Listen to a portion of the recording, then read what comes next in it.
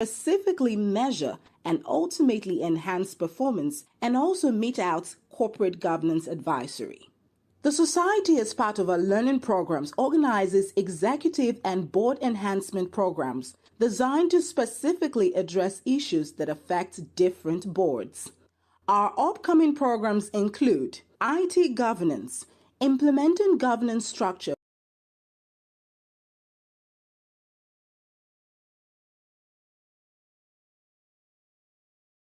and the pensions industries, scheduled to hold on Thursday, November 25th.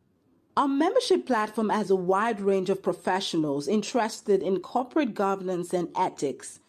Membership of the Society is guided by the Constitution of the Society, and it is open to individuals who occupy managerial positions and above in their organizations. While our corporate membership is open to all corporate organizations, which include private, public, and registered firms. For more information on membership, please contact our membership desk via membership@corpgovnigeria.org or call 0703 157 2499. We also offer educative and informative research and publications. Our available publications include Biannual Journal of Corporate Governance, Company Secretary's Guide on Corporate Governance, 2nd edition, Corporate Governance and Regulatory Compliance, The Regulator, Regulations, and the Regulated, Corporate Governance and Sustainability Reporting in Nigeria, a review of 30 most capitalized companies on Nigerian Stock Exchange 2020, Corporate Governance Reporting in Nigeria 2019, Director's Handbook on Corporate Governance, Leading an Effective Board, the Chairman's Guide, Understanding Financial Statements and Reports, a Guide for Directors, Survey on the Board Structure and Corporate Governance for Microfinance Banks in Nigeria. To order any of these titles, please contact us via research@corpgovnigeria.org. Electronic copies of our publications are also available on Okada Books, Kobo Writing Life, and Amazon stores. SCGN, committed to the development of corporate governance.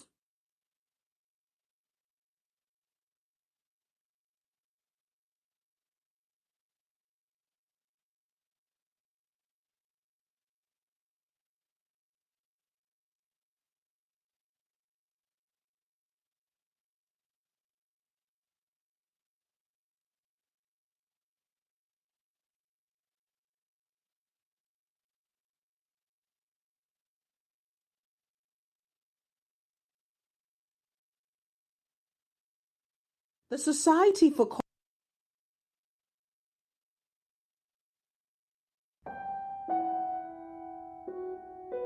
Once upon a time, an idea was born. It grew into one institution with a master plan. Since 1989, IBTC has evolved to become Stanbic IBTC, setting the base as one of the first holding companies in Nigeria. Over the years, we've expanded beyond banking,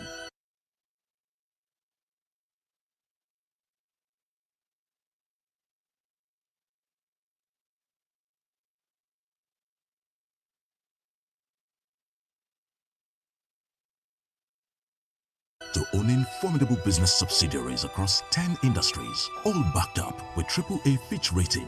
From becoming Nigeria's first registered pension fund administrator to being dubbed the best investment bank in Nigeria, the leading wealth manager, and the largest brokerage house in the country. With over 4,000 employees, our presence across the country is further strengthened by our efficient network of digital channels. Our dedication to the Nigerian dream has granted us recognition 44 times by 18 awarding bodies in 6 sectors, igniting possibilities for more Nigerians. And across the seas, we are proud to be champions of exponential trade finance through our partnership with the largest bank in the world, facilitated across 22 sectors. Nigeria is our home, and we are committed to driving her growth. So whatever your dream is, we believe it can be.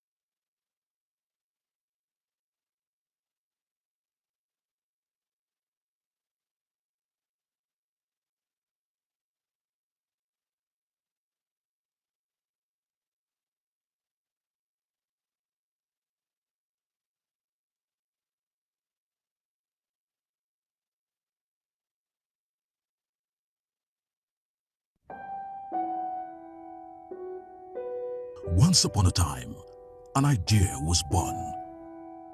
It grew into one institution with a master plan. Since 1989, IBTC has evolved to become Stanbic IBTC, setting the pace as one of the first holding companies in Nigeria. Over the years, we've expanded beyond banking to owning formidable business subsidiaries across 10 industries. Bank in Nigeria, the leading wealth manager, and the largest brokerage house in the country.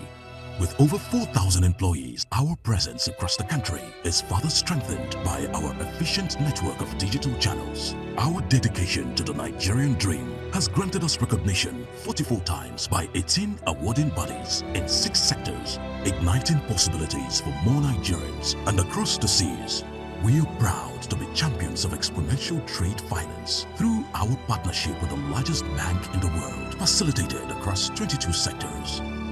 Nigeria is our home, and we are committed to driving her growth. So whatever your dream is, we believe it can be.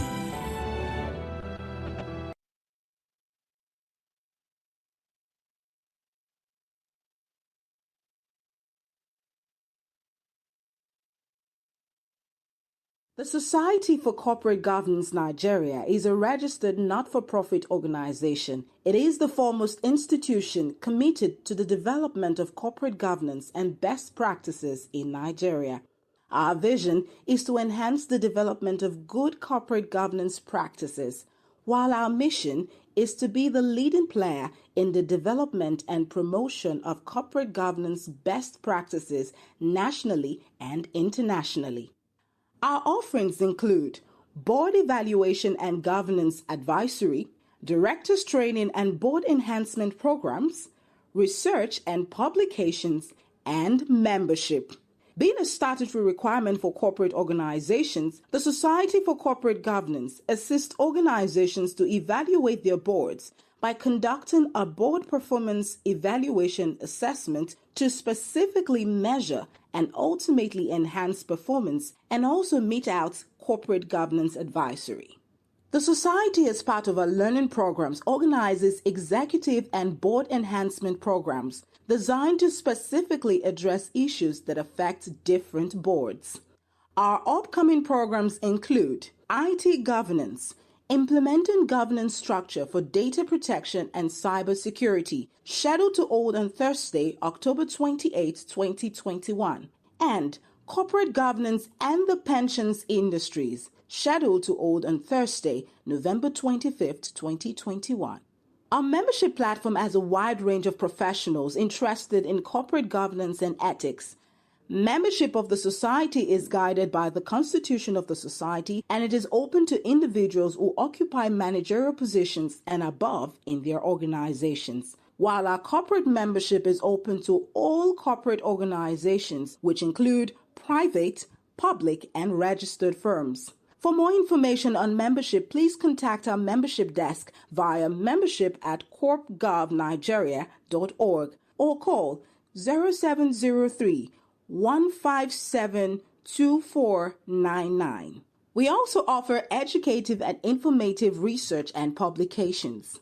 Our available publications include Biannual Journal of Corporate Governance, Company Secretary's Guide on Corporate Governance, 2nd edition, Corporate Governance and Regulatory Compliance, The Regulator, Regulations, and the Regulated, Corporate Governance and Sustainability Reporting in Nigeria, a review of 30 most capitalized companies on Nigerian Stock Exchange 2020, Corporate Governance Reporting in Nigeria 2019, Director's Handbook on Corporate Governance, Leading an Effective Board, the Chairman's Guide, Understanding Financial Statements and Reports, a Guide for Directors, Survey on the Board Structure and Corporate Governance for Microfinance Banks in Nigeria. To order any of these titles, please contact us via research@corpgovnigeria.org. Electronic copies of our publications are also available on Okada Books, Kobo Writing Life, and Amazon stores. SCGN, committed to the development of corporate governance.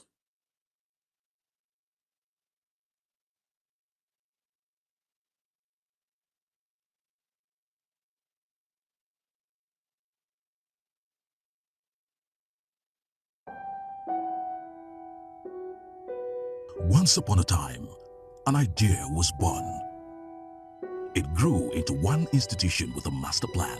Since 1989, IBTC has evolved to become Stanbic IBTC, setting the base as one of the first holding companies in Nigeria. Over the years, we've expanded beyond banking to owning formidable business subsidiaries across 10 industries, all backed up with AAA Fitch rating. From becoming Nigeria's first registered pension fund administrator to being dubbed the best investment bank in Nigeria, the leading wealth manager, and the largest brokerage house in the country. With over 4,000 employees, our presence across the country is further strengthened by our efficient network of digital channels. Our dedication to the Nigerian dream has granted us recognition 44 times by 18 awarding bodies in 6 sectors, igniting possibilities for more Nigerians. And across the seas, we are proud to be champions of exponential trade finance through our partnership with the largest bank in the world, facilitated across 22 sectors.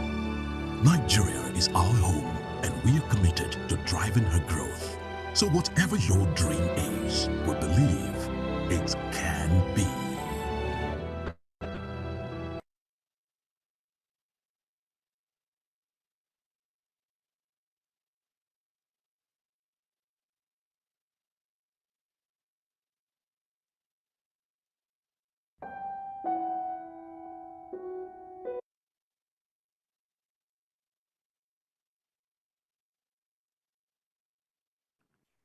The Society for Corporate Governance Nigeria is a registered not-for-profit organization. It is the foremost institution committed to the development of corporate governance and best practices in Nigeria.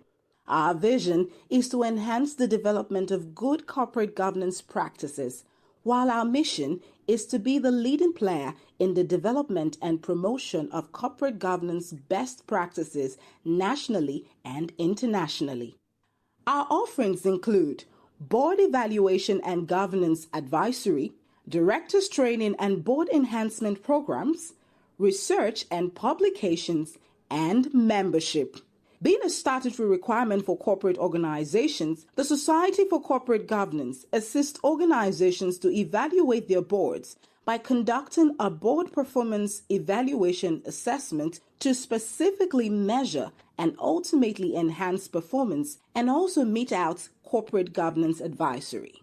The Society, as part of our learning programs, organizes executive and board enhancement programs designed to specifically address issues that affect different boards. Our upcoming programs include IT governance, implementing governance structure for data protection and cybersecurity, scheduled to hold on Thursday, October 28, 2021, and corporate governance and the pensions industries, scheduled to hold on Thursday, November 25, 2021. Our membership platform has a wide range of professionals interested in corporate governance and ethics. Membership of the Society is guided by the Constitution of the Society, and it is open to individuals who occupy managerial positions and above in their organizations, while our corporate membership is open to all corporate organizations, which include private, public, and registered firms. For more information on membership, please contact our membership desk via membership@corpgovnigeria.org or call 0703 157 2499. We also offer educative and informative research and publications.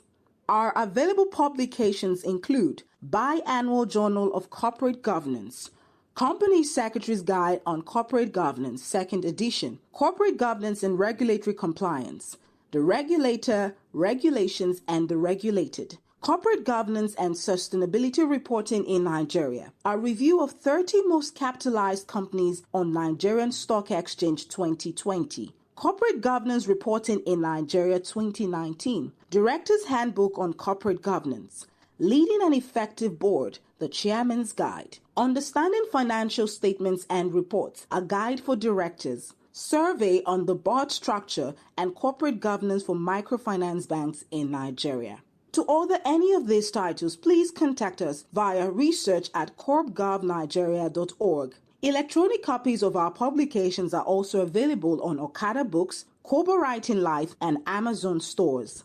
SCGN, committed to the development of corporate governance.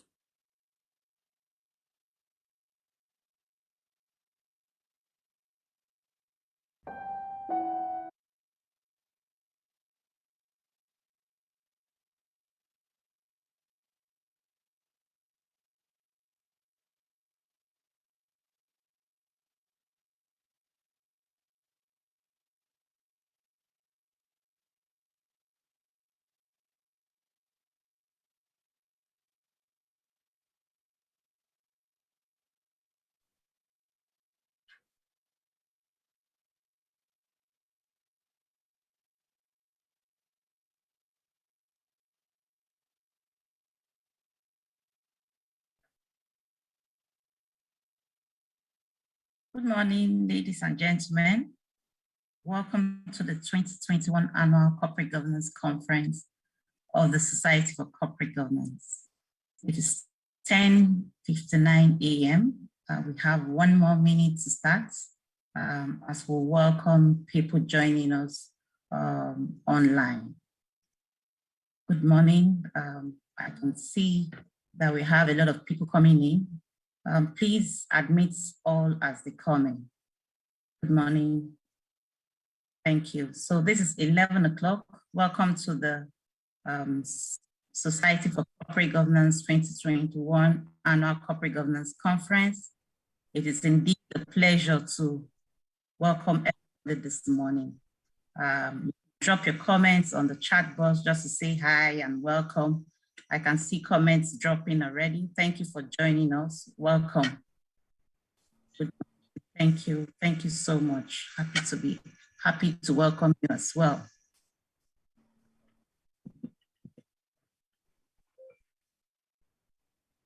Thank you. Good morning. Thank you so much for the comments. Good morning. Thank you for joining us this morning. Please keep the comments coming.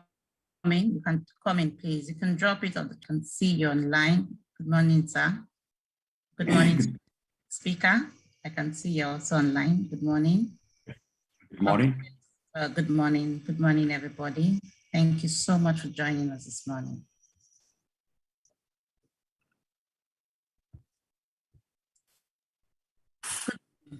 And thank you and welcome again. I think we need to start right away. It's 11:01 and I think the remaining registered participants will join as we proceed. So as we start this event, may I please ask that we take the national anthem. The technical crew, can we take the national anthem, please?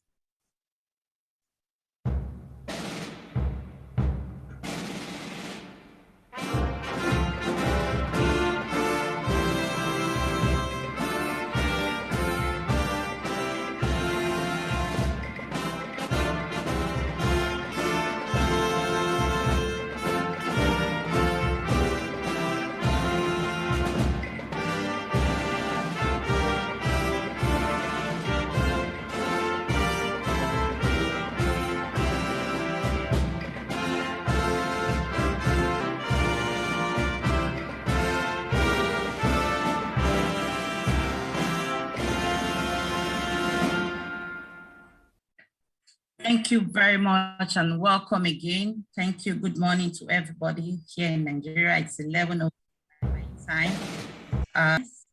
Foremost, I would like to acknowledge the presence of our president and the board chairman, Mr. M.K. Ahmad OON, and the distinguished directors of the Society for Corporate Governance. I appreciate you all for your tremendous support.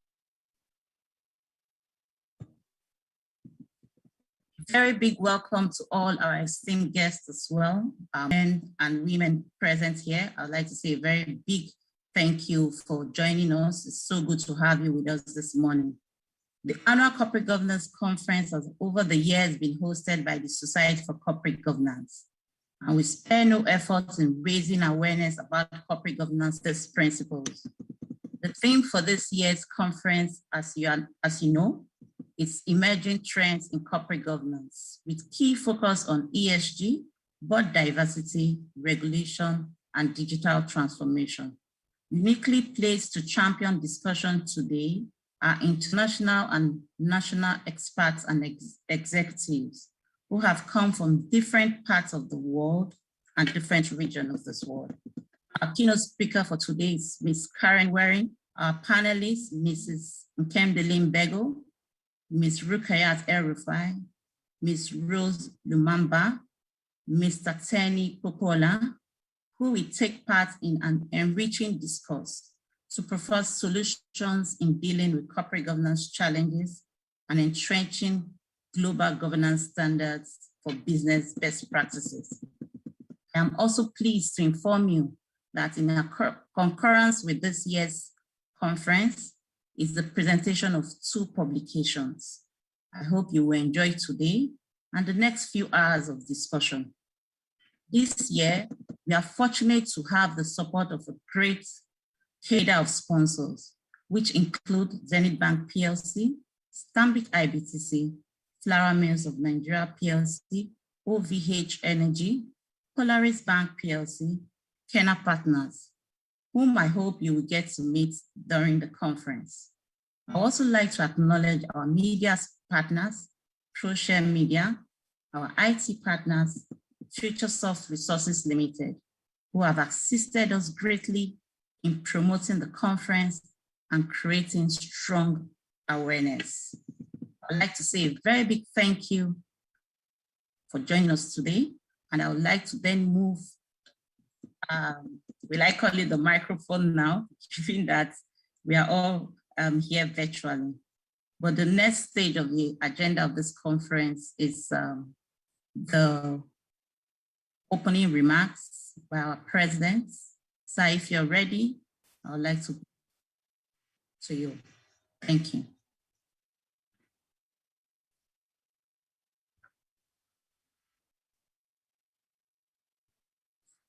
So are you ready for your opening remarks?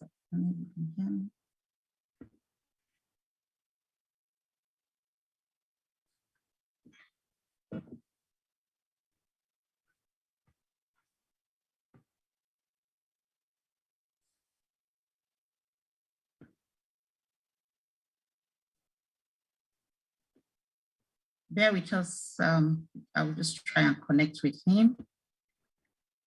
So are you ready for your... Sorry, I think I'm just... yes, I'm sorry.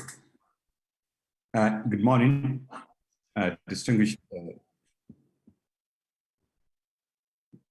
board members, representative of agencies, companies, organizations, and esteemed participants, and of course, distinguished members and fellows of our association. It is my pleasure to welcome you to this annual governance conference, and I greet you all. We're indeed honored and privileged to have Ms. Kerrie, the CEO of International Corporate Governance Network, London, as the key and of course lead paper presenter. Despite very short notice and her very busy schedule, she was able to be with us today. This clearly underscores the underlying efforts in promoting strong corporate governance and culture and building networks across the world. We're also fortunate to have very distinguished members of panel of discussants. You're all welcome to this conference. Last year, the conference was held virtually because of the outbreak of COVID-19. This forced us to remain indoors in a bid to isolate and prevent further spread of the virus. It was, however, my wish that we could also meet in person this year. Sadly, we're still with COVID, of course, with different names. Your safety remains our priority, and it's therefore our duty to maintain social distance, and thus the reason why we're still holding this conference this year virtually.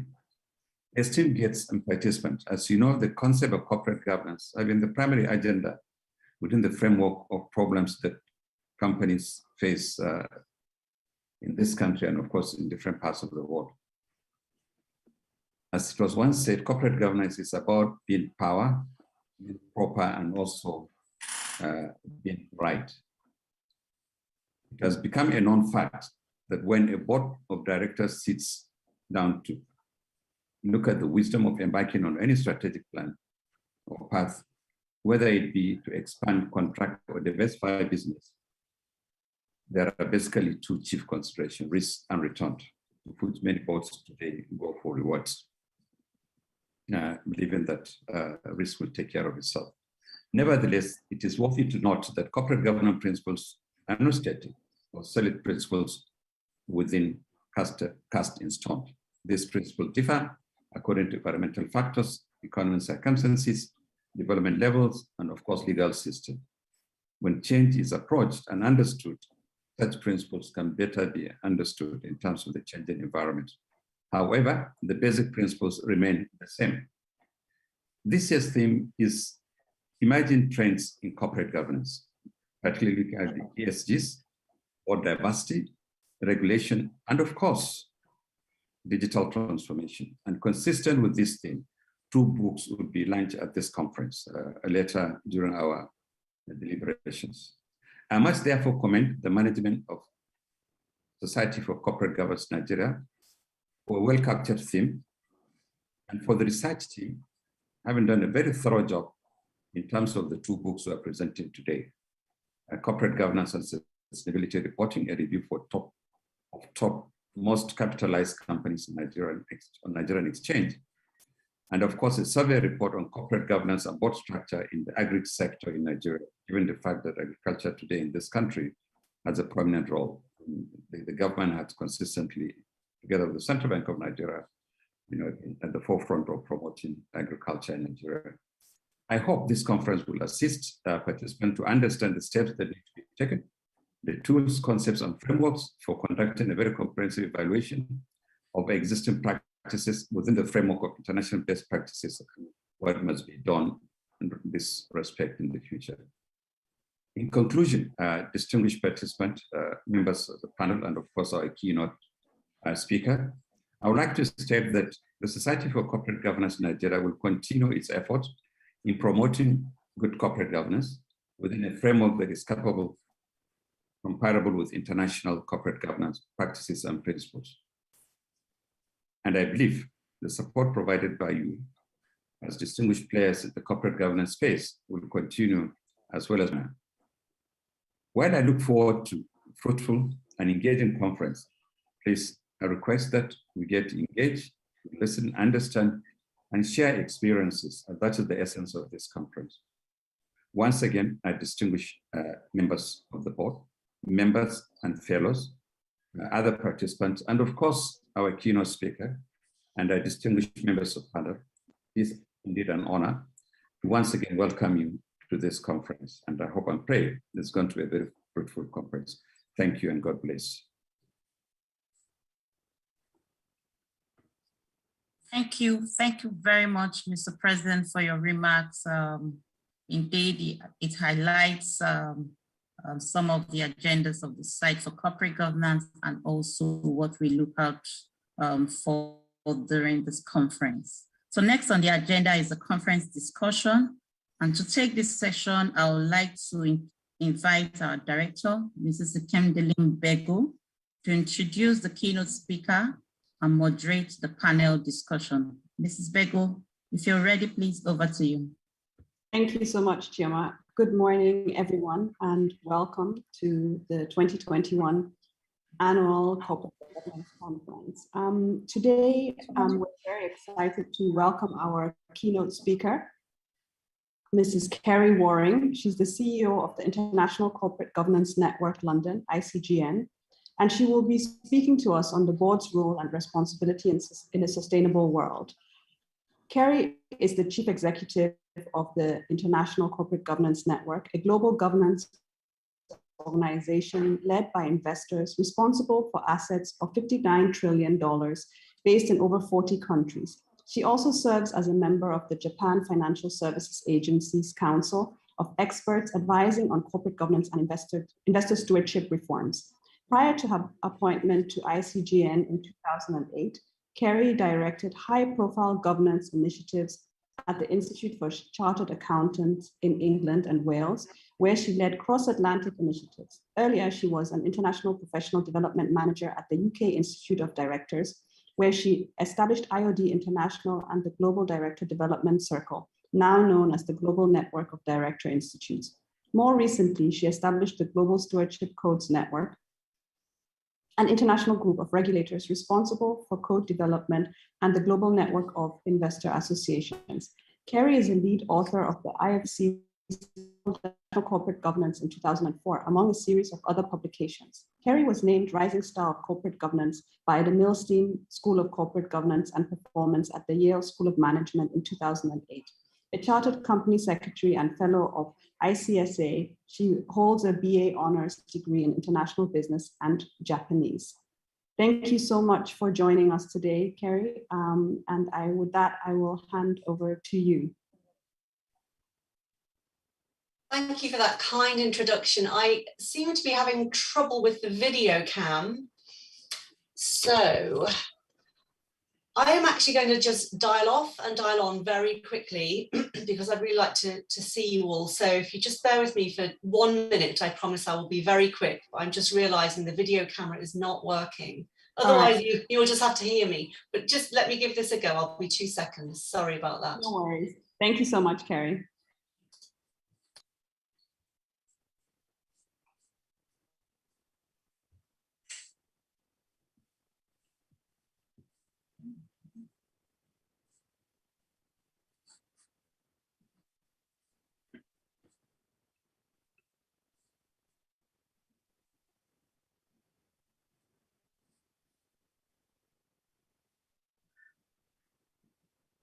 While we wait for Kerrie to come back, I'm just going to give some housekeeping rules. You can put your questions in the Q&A while she's speaking, so that by the time her presentation is done, she will be able to respond to the questions. Okay, I see that Kerrie is back and there was video for a few seconds. Oh, there we go. Yay! Oh, the wonders of technology. I turned it off and on and it seemed to have worked. Fantastic. All right, so, over to you, Kerrie. Just a moment. Okay, sorry about that, everyone. Well, look, it's an absolute pleasure to be with you all here today. And I'm very grateful to Chioma and Mr. Ahmed for inviting me. I'm very honoured to be here at this very important conference organised by the Society for Corporate Governance in Nigeria. You are all doing such important work and it's very appreciated by global investors all around the world. So today I would like to take the opportunity of introducing the latest changes to the Icgn Global Governance Principles, which were approved by Icgm members just a couple of weeks ago. First published in 2001, the Icgm principles are used by many of our members as a bellwether for their voting policies and company engagements around the world. And remembering the weight of assets under management that Icgn members have, around 60 trillion assets under management, this is quite an influential national developments. Actually mean by corporate governance and how this relates to the concept of sustainability that we all hear so much about. Fundamentally, corporate governance is the system by which companies are directed and controlled based on the principles of fairness, accountability, responsibility, and transparency. This, of course, is imperative to ensure investor confidence, contributing towards efficient capital allocation and effectively functioning capital markets. Boards are responsible for promoting the long-term success of company through managerial oversight, strategic direction, risk assessment, and reporting.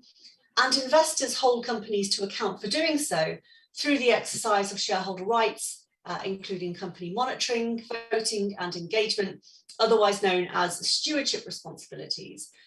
But Icgn believes that ultimately both companies and investors, they share a mutual responsibility to preserve and enhance long-term corporate value. And in doing so, they must focus not only on aspects relating to a company's financial value, but also on factors impacting the health of society, the environment, and also the economy. So in essence, this is really all about the governance of sustainability and the role of the board in overseeing the integration of financial, human, and natural capital management in in alignment with the company's purpose and long-term strategy. And I like to refer to the definition published by the European High-Level Expert Group on Sustainable Finance in 2019 in terms of sustainability. And they said this means making economic prosperity long-lasting, more socially inclusive, and less dependent on the exploitation of finite resources and the natural environment. This, of course, is really poignant in the context of a world facing systemic challenges of the highest magnitude with the COVID pandemic and the climate change. Stark social inequalities have been exposed and public mistrust in capitalism propagated like never before. So how we address these risks and level up across society is key to successfully rebooting the global economy, while at the same time creating a healthier and more sustainable planet for all of us. So it's against this backdrop that the Icgn Global Governance Principles were revised as part of a 3-year review cycle. We have literally dozens of changes to the principles this year. So I thought what I would do is to reflect on, if you like, a top 10 of changes relating to more traditional corporate governance aspects, and then also introduce you to 10 changes relating to more sustainability related aspects. So in terms of the key corporate governance changes, we start off with leadership, and we've emphasised the importance to avoid unfettered powers of decision-making being in one individual. And we also think that the roles of both should be clearly disclosed and described and made available to the public and shareholders. On independence, we have strengthened our standard for a majority of independent directors on the board, and not just in companies with widely held share ownership structures common in the US and the UK or Canada and Australia, but also for those with concentrated share ownership models, frankly, the rest of the world, and subsidiaries. In terms of diversity, board diversity guidance should encourage effective, equitable, and inclusive decision-making across the workforce and on the board, in alignment with the company's purpose and key stakeholders. And we've separated out specific guidance for gender diversity, with a preference for at least 1/3 of board positions to be held by women. In terms of board evaluation, we emphasise the importance of conducting evaluations annually to review composition, again, in alignment with the company's long-term strategy, succession planning, and diversity policy. And we maintain the importance of having external board evaluation conducted once every 3 years. Our reference to board tenure has been enhanced to clarify that term limits where they exist, and the identity of the directors who have exceeded limits and are thus no longer deemed to be independent. These limits should be disclosed. More generally, we believe that director tenure and re-election should be contingent on a satisfactory performance evaluation of his or her contribution to the board.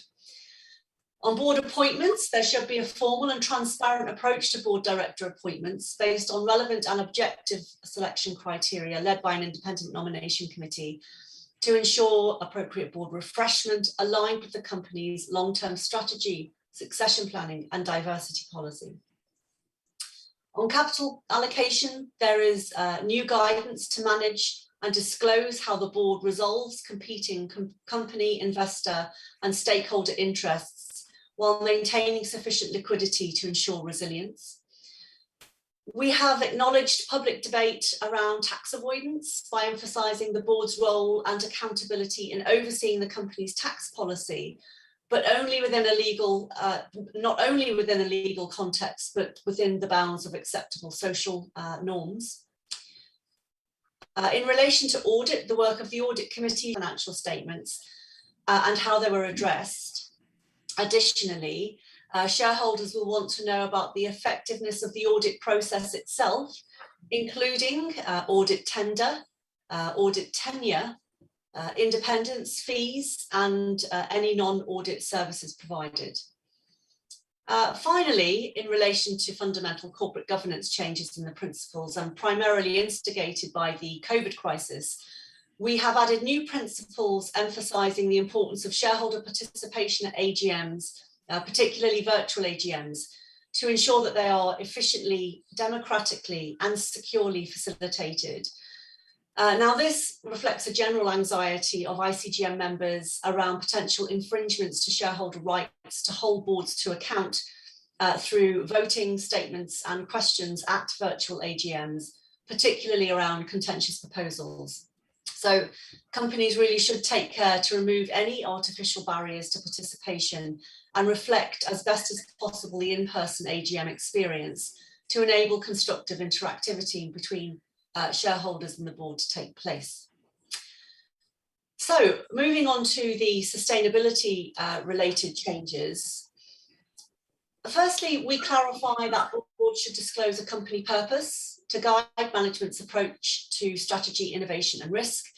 And this is usually accompanied by a statement of values which describe a set of beliefs shared by the board and the workforce, ingrained in behaviours and in corporate culture.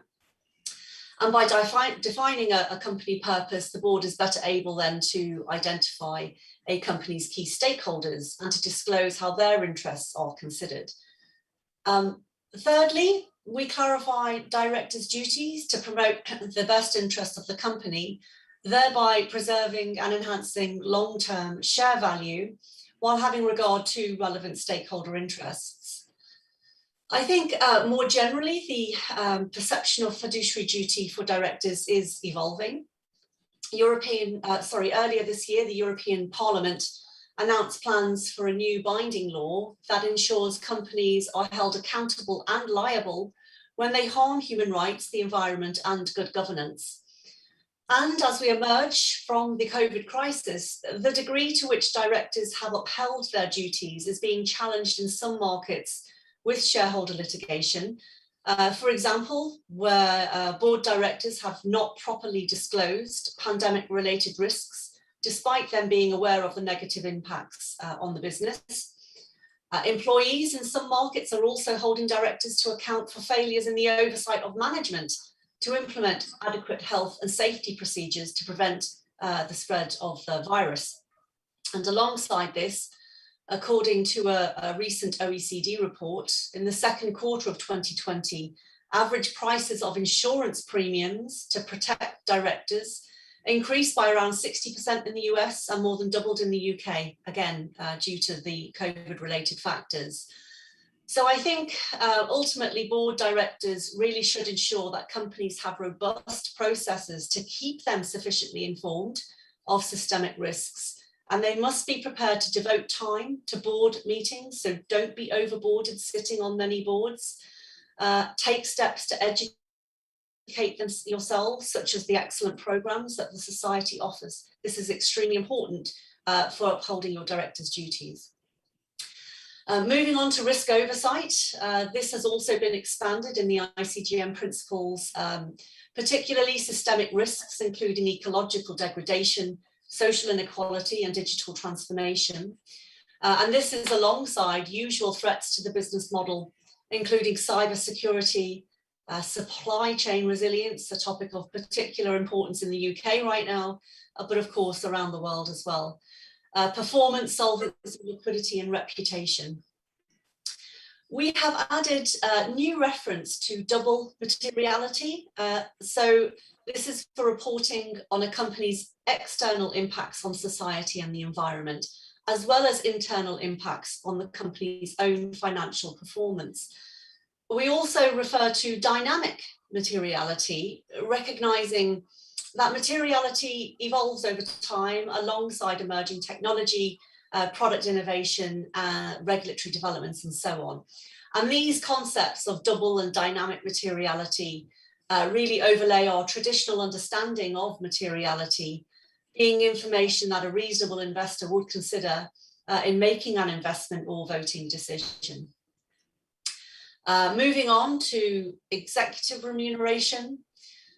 Plans should be designed to align the interests of the CEO and senior executives fairly and effectively with the workforce and long-term company strategy, including the use of sustainability-related metrics. This year, investors will expect remuneration committees to disclose a clear rationale for their decisions, particularly for companies that received public financial support as part of COVID recovery plans. So I think the spotlight will be on things like any changes to bonus schemes, including adjustments to performance targets, pension, and other benefits like life insurance or medical insurance. And how sustainability metrics used in KPIs, particularly those aligned with reducing carbon emissions according to the company's net zero transition plan. The Icgn principles now call for companies to disclose information about their human capital policies, practices, and performance linked to succession planning and long-term strategy. We welcomed a change of reporting rules by the US Securities and Exchange Commission last year to require companies to report material human capital objectives. And this theme is referenced in Japan's updated corporate governance code this year, with lots of references to human capital management. So investors would really like more information from companies on this subject. For example, around workforce training, lost time injury rates, pay ratios, turnover, demographics, and details around workforce diversity, particularly in relation to recruitment, retention, and promotion. And this information is something that companies will already have. So it's not a case of actually trying to look or create new types of information. There's also new reference to workforce safety and how companies manage and mitigate risks in operations and supply chains. This extends to human rights abuses, particularly modern slavery, and the board's role in overseeing due diligence, reporting and accountability processes. In terms of climate change, we urge boards to assess the risks and opportunities from climate change on the business model and to disclose a clear transition plan on how it will be adapted to meet the needs of a net zero economy by 2050. And this plan should be aligned with publicly declared targets as part of a long-term strategy.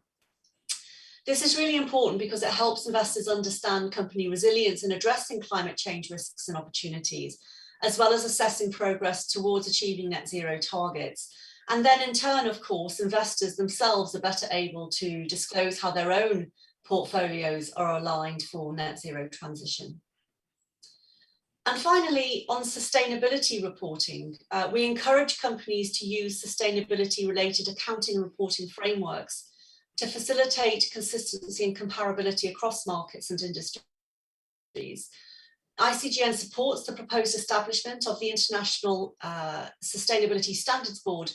We must improve the quantity, quality, and comparability of climate-related disclosures in particular, and we support the need for a common framework, for example, based around the Task Force for Climate-Related Disclosures. More generally, in terms of corporate reporting as we emerge from the COVID crisis, it is incumbent on companies to demonstrate their approach to recovery and resilience in the annual report. And investors will want to discuss cash flow, risk scenario planning, and capital allocation approaches. So there's an awful lot to consider here, but ultimately the proper governance of sustainability is no longer a nice to have, it absolutely is a must have. It's incumbent on companies to create value not only for shareholders, but for all stakeholders, employing their resources into actively addressing social and environmental risks and opportunities now and into the future. And investors must act as guardians of good governance through the proper use of share ownership and responsible stewardship practices. I really think as business leaders and institutional investors in positions of influence, we share a common imperative as laid out in the UN Sustainable Development Goals to end poverty, protect the planet, and ensure prosperity for all. This is a collective global ambition which we must all share and act upon to help ensure that future generations benefit from long-term economic prosperity social inclusiveness, and a healthy environment. So it's in this spirit that I offer my remarks to you today, and I wish you well for a very successful conference. Thank you very much, and goodbye. Thank you so much, Kerrie. That was Thank you. very interesting and very inspiring. And I know that you've also offered to share the ICG principal guidelines with us, which we will make available to all the participants of this conference. There are a couple of questions that we have here in the chat. I hope that you still have a few minutes to respond to these questions. So the first question is around securing investments during the COVID-19 pandemic. Obviously, there's been a lot of erosion of, I guess, share capital. So how can shareholders protect their investments from a corporate governance angle? So again, I mean, this is thinking about how the boards have evolved in terms of their response to the COVID crisis. I think in particular, there's been a lot of engagement and focus on the board's role in identifying, monitoring and managing risk in particular, and how boards have learnt to respond quickly to the crisis. It's been a very challenging year for everybody, including Icgn.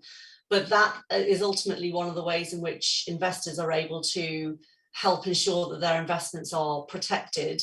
We must also acknowledge that, in fact, the investment industry has actually performed, this sounds terrible, but it's performed very well throughout the COVID crisis, because investors have been very focused on being able to analyse which companies are coping through the crisis better than others, perhaps. And of course, that's also dependent on industry.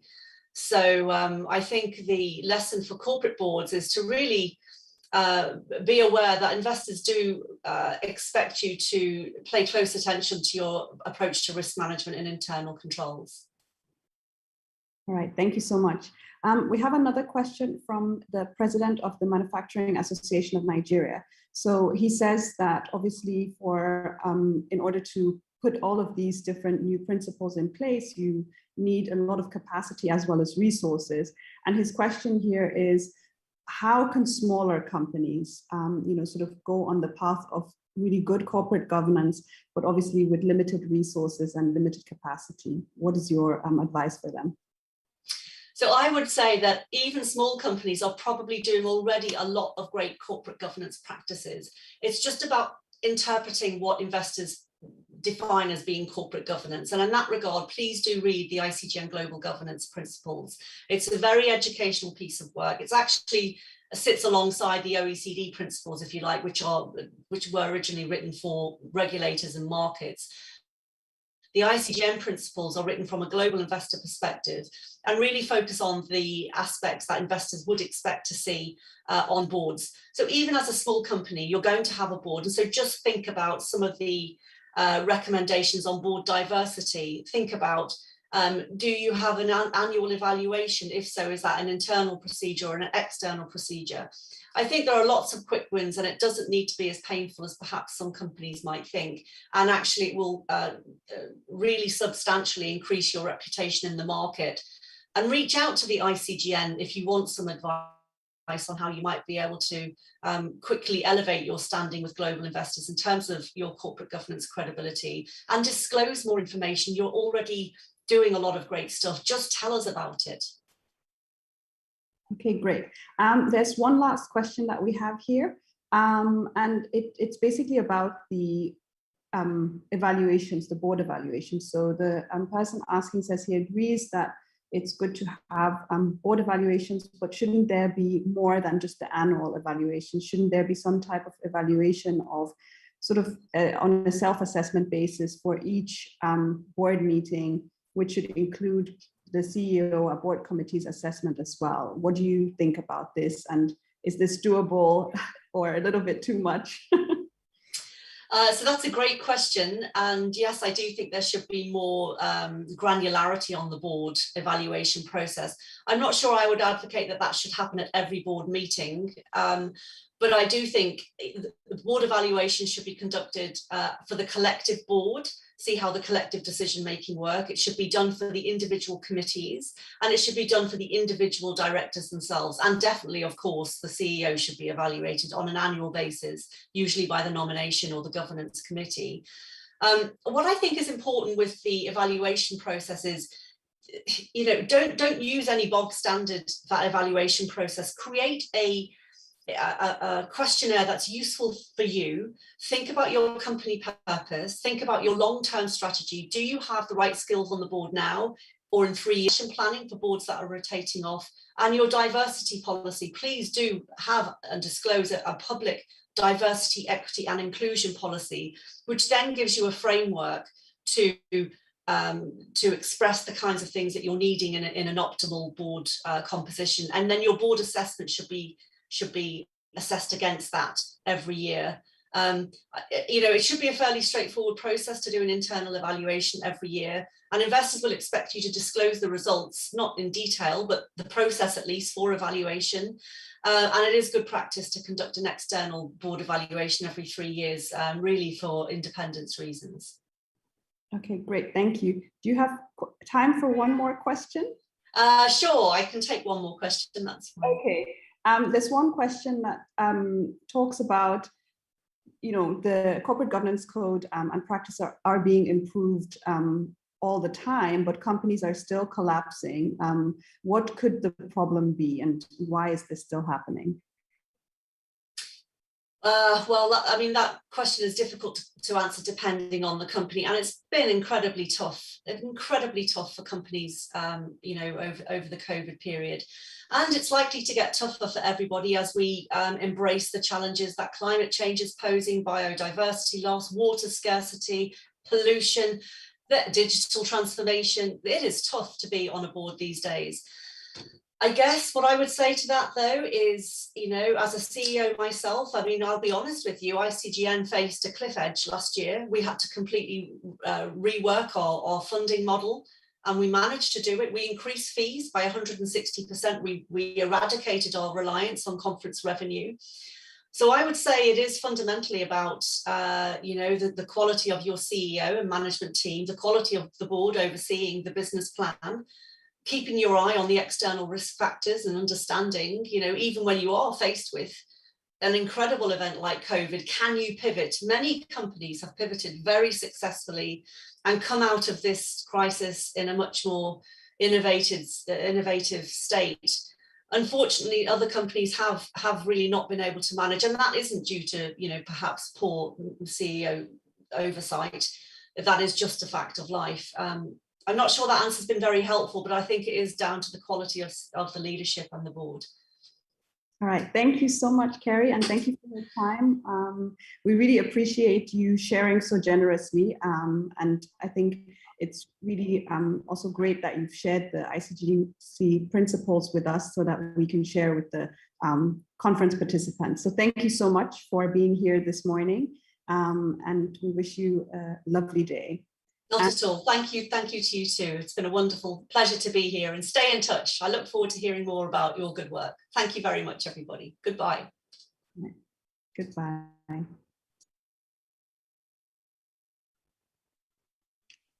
All right, and with that, we will move on to the panel discussion, which I will be moderating. Just for those who are just joining, my name is Nkemdilim Uwaje Begho, and I'm the CEO of Futuresoft. I'm also a director of the Society for Corporate Governance.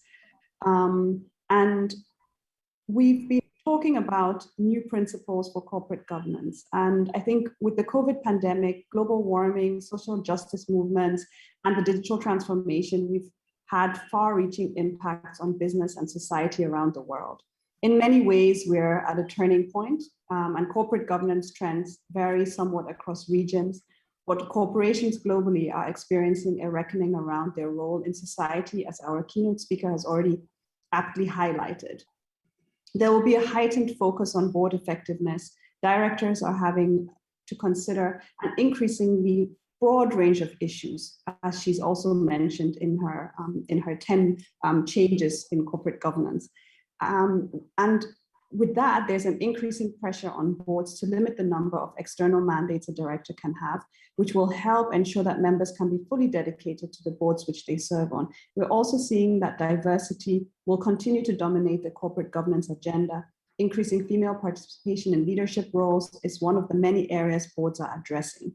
To achieve the turnover necessary to accommodate increasing diversity goals, board will pursue more extensive director refreshment practices. Shorter term limits, performance evaluation, and retirement requirements will see wider application, as Ms. Waring already said. We also expect that boards will face increasing pressure to become more ESG competent, and she did share 10 principles on sustainability. And this will also demonstrate the skills needed to prepare for and navigate other challenges such as climate change. The shift to virtual operations has now solidified digital resilience as a core focus among leadership, all part of a larger digital transformation movement now in overdrive. Cybersecurity is no longer an IT problem. It is an enterprise-wide risk management issue that requires the oversight from the board of directors to set the environment for good cybersecurity culture. The other far-reaching impact we see is the accelerated shift from shareholder centricity to stakeholder centricity, where organizations are continually reevaluating their relationship with all stakeholders and society at large. This impacts causes they support, suppliers they select, how they communicate, and what they lend their voices to. And we will be discussing this in a lot more detail. And I have the pleasure of inviting my panelists to join the discussion. And I will read their bios as I introduce them. Our first panelist is Ms. Rukaiya El-Rufai, PwC Nigeria's lead on SCCS. Ms. Rukaiya El-Rufai is PwC's Nigeria lead on sustainable and climate change services and a public sector risk assurance services. Rukaiya holds an MPA in public policy and management from the prestigious London School of Economics and Political Science and Hertie School of Governance, Berlin. She graduated from Ahmadu Bello University, Zaria, where she studied accounting. She's a chartered accountant with over 15 years of industry and consulting work experience. Her experience spans consulting and blue chip companies in the Nigerian telecommunications industry, where she has held several roles prior to joining PwC. She has advised a broad range of public and private sector clients on issues across the sustainability value chain in Nigeria, as well as supporting transformational agendas and efforts for the United Nations Sustainable Development Goals. Her experience covers development of comprehensive strategies, roadmaps for sustainable development, covering the triple bottom line of people, planet, and prosperity. With a practical top-level experience at the Ministry of Finance, Budget and National Planning, where she served as special advisor to the Minister on National Revenue Matters, including domestic resource mobilization, and a broader note, fiscal sustainability. Rukaiya brings to bear her understanding of the Nigerian market and industry value chain, as well as her understanding of sustainability and climate change, including net zero strategies, climate finance, circular economy, and projects that support sustainable development in Nigeria. She advises clients from the private and public sectors in identifying impact areas that align with global best practices towards achieving their sustainability aspirations and UN SDGs. She's a regular speaker at conferences and training dedicated to development and sustainability. Welcome, Ms. El-Rufai, and thank you for being here today. Thank you for having me. Yes, thank you so much. Our second speaker today is Mr.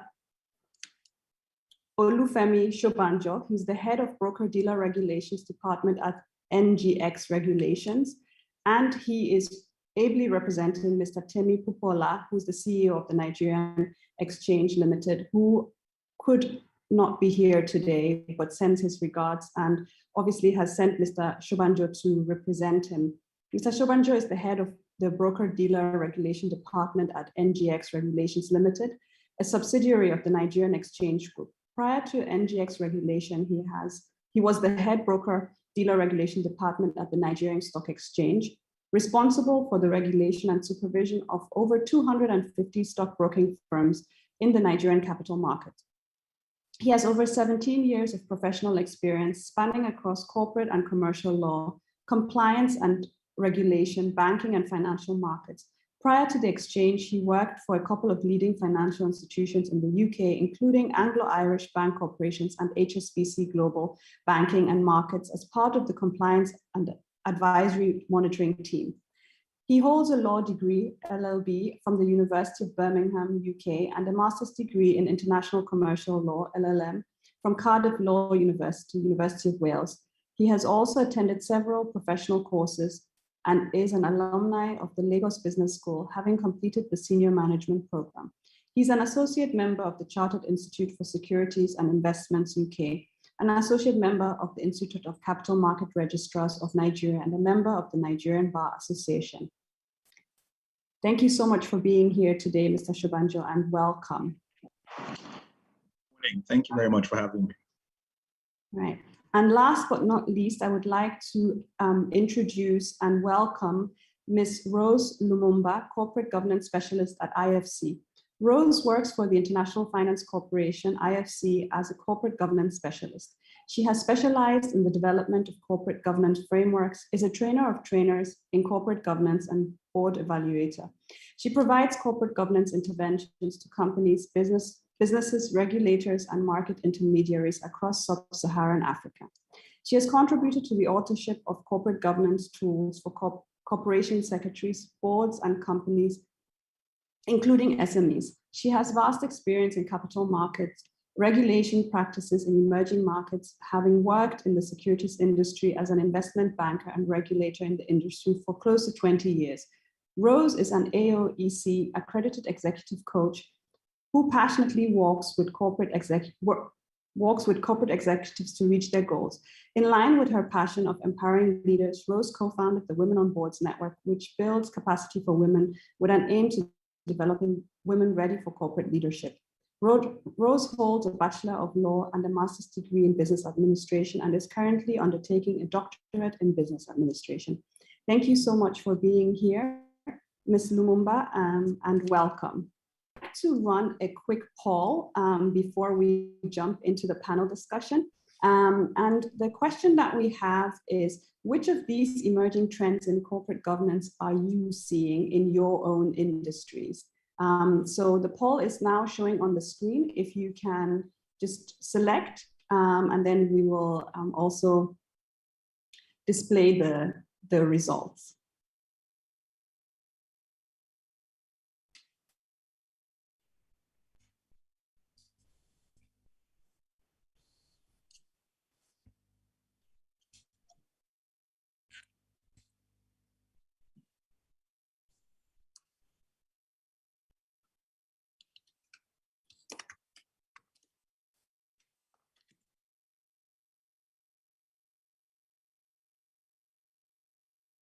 All right, let us know when the results are in.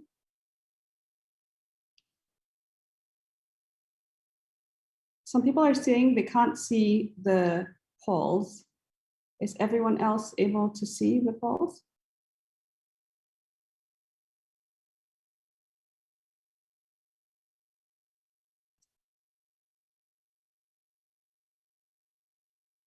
Okay, many people have voted already, so we'll just give it a second and wait for the results.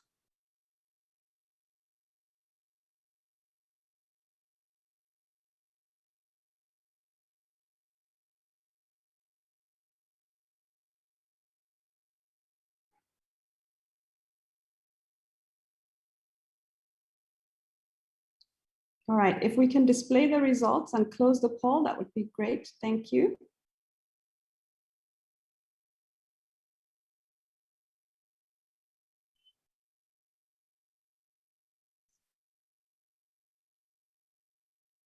Okay, so here are the results. In terms of emerging trends, 17% are seeing focus on board effectiveness, 25% are seeing a focus on board diversity, 9% a focus on ESG compliance, and I see Ms. El-Rufai is smiling and shaking her head.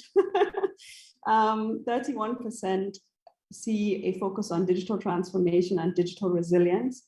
12% see a focus on cybersecurity and enterprise-wide risk management, and 5% see a shift to stakeholder centricity. So I think this is really interesting and hopefully will be a good basis for our discussion this morning. So I would like to start with Ms. El-Rufai, since she's been sort of shaking her head and smiling. And I think we're seeing this sort of global standardization of ESG metrics, right? And we're seeing more and more talk about net zero, about the circular economy, about climate change and the importance of boards, especially and directors, to start really looking at ESG as a driver for strategy. And there are a lot of different reporting metrics that we're seeing.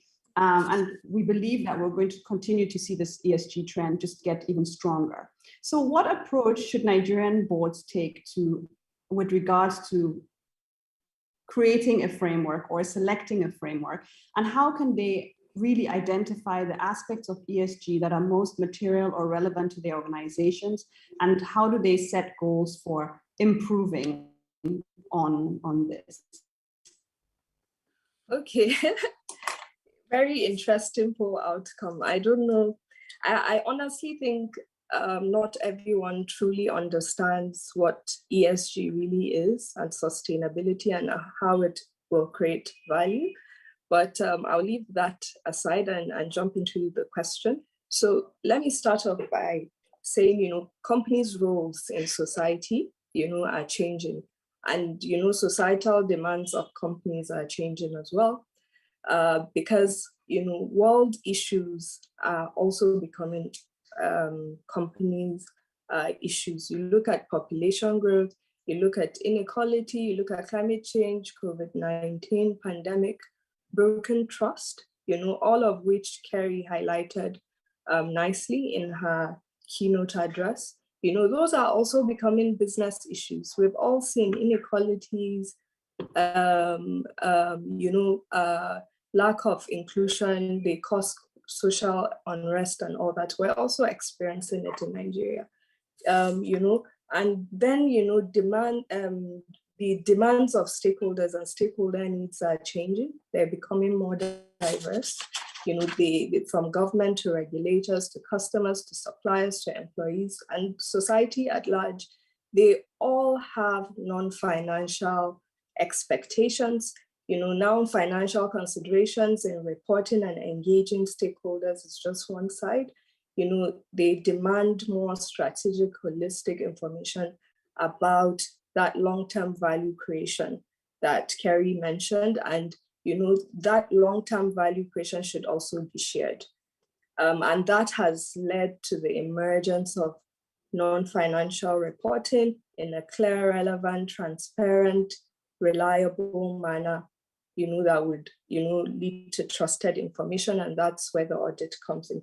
So let's go down to now how people go about reporting. Of course, there's so many frameworks. In fact, the CEO of BlackRock called it apple soup. It's like alphabet soup, where there's so many. So the way we've categorized it, you have the umbrella, standards and frameworks like GRI, the integrated reporting, and the SASB that is used mainly by US listed companies. Then you have the single-use standards, frameworks, and measurement protocols, including the task force on climate-related financial a compulsory reporting requirement for London Stock Exchange, companies listed on London Stock Exchange. You have things like the science-based targets, so for example, most of them are focused around climate change and making disclosures around climate change. Then you have, other organizations like the UN with the SDGs. You have, World Economic Forum, that's via the World Business Council of Sustainable Development as well, where we have standards. Then you have ratings, sustainability ratings and ranking, like Sustainalytics. But what we're seeing is from that quest of convergence, because investors want comparability, they want standardization, they want to be able to compare across countries, across industries and all. So what we're seeing are umbrella enabling initiatives and alliances. You have the IFRS Foundation that Kerrie mentioned. They've done their consultation where we in PwC expect, the first standard to come out this year. We don't know how quickly they'll be able to pull it off. We're trying to see whether they'll focus on climate change, because when you look at their consultation, they actually consulted on that particular question, whether they should start off with climate, that's planet, or whether they should try to establish for planet, people, and prosperity. So, we're starting to see that, or UN, have the European Union has, the taxonomy, the CSRD that they have, passed that requires reporting by companies with a threshold based on turnover and stuff.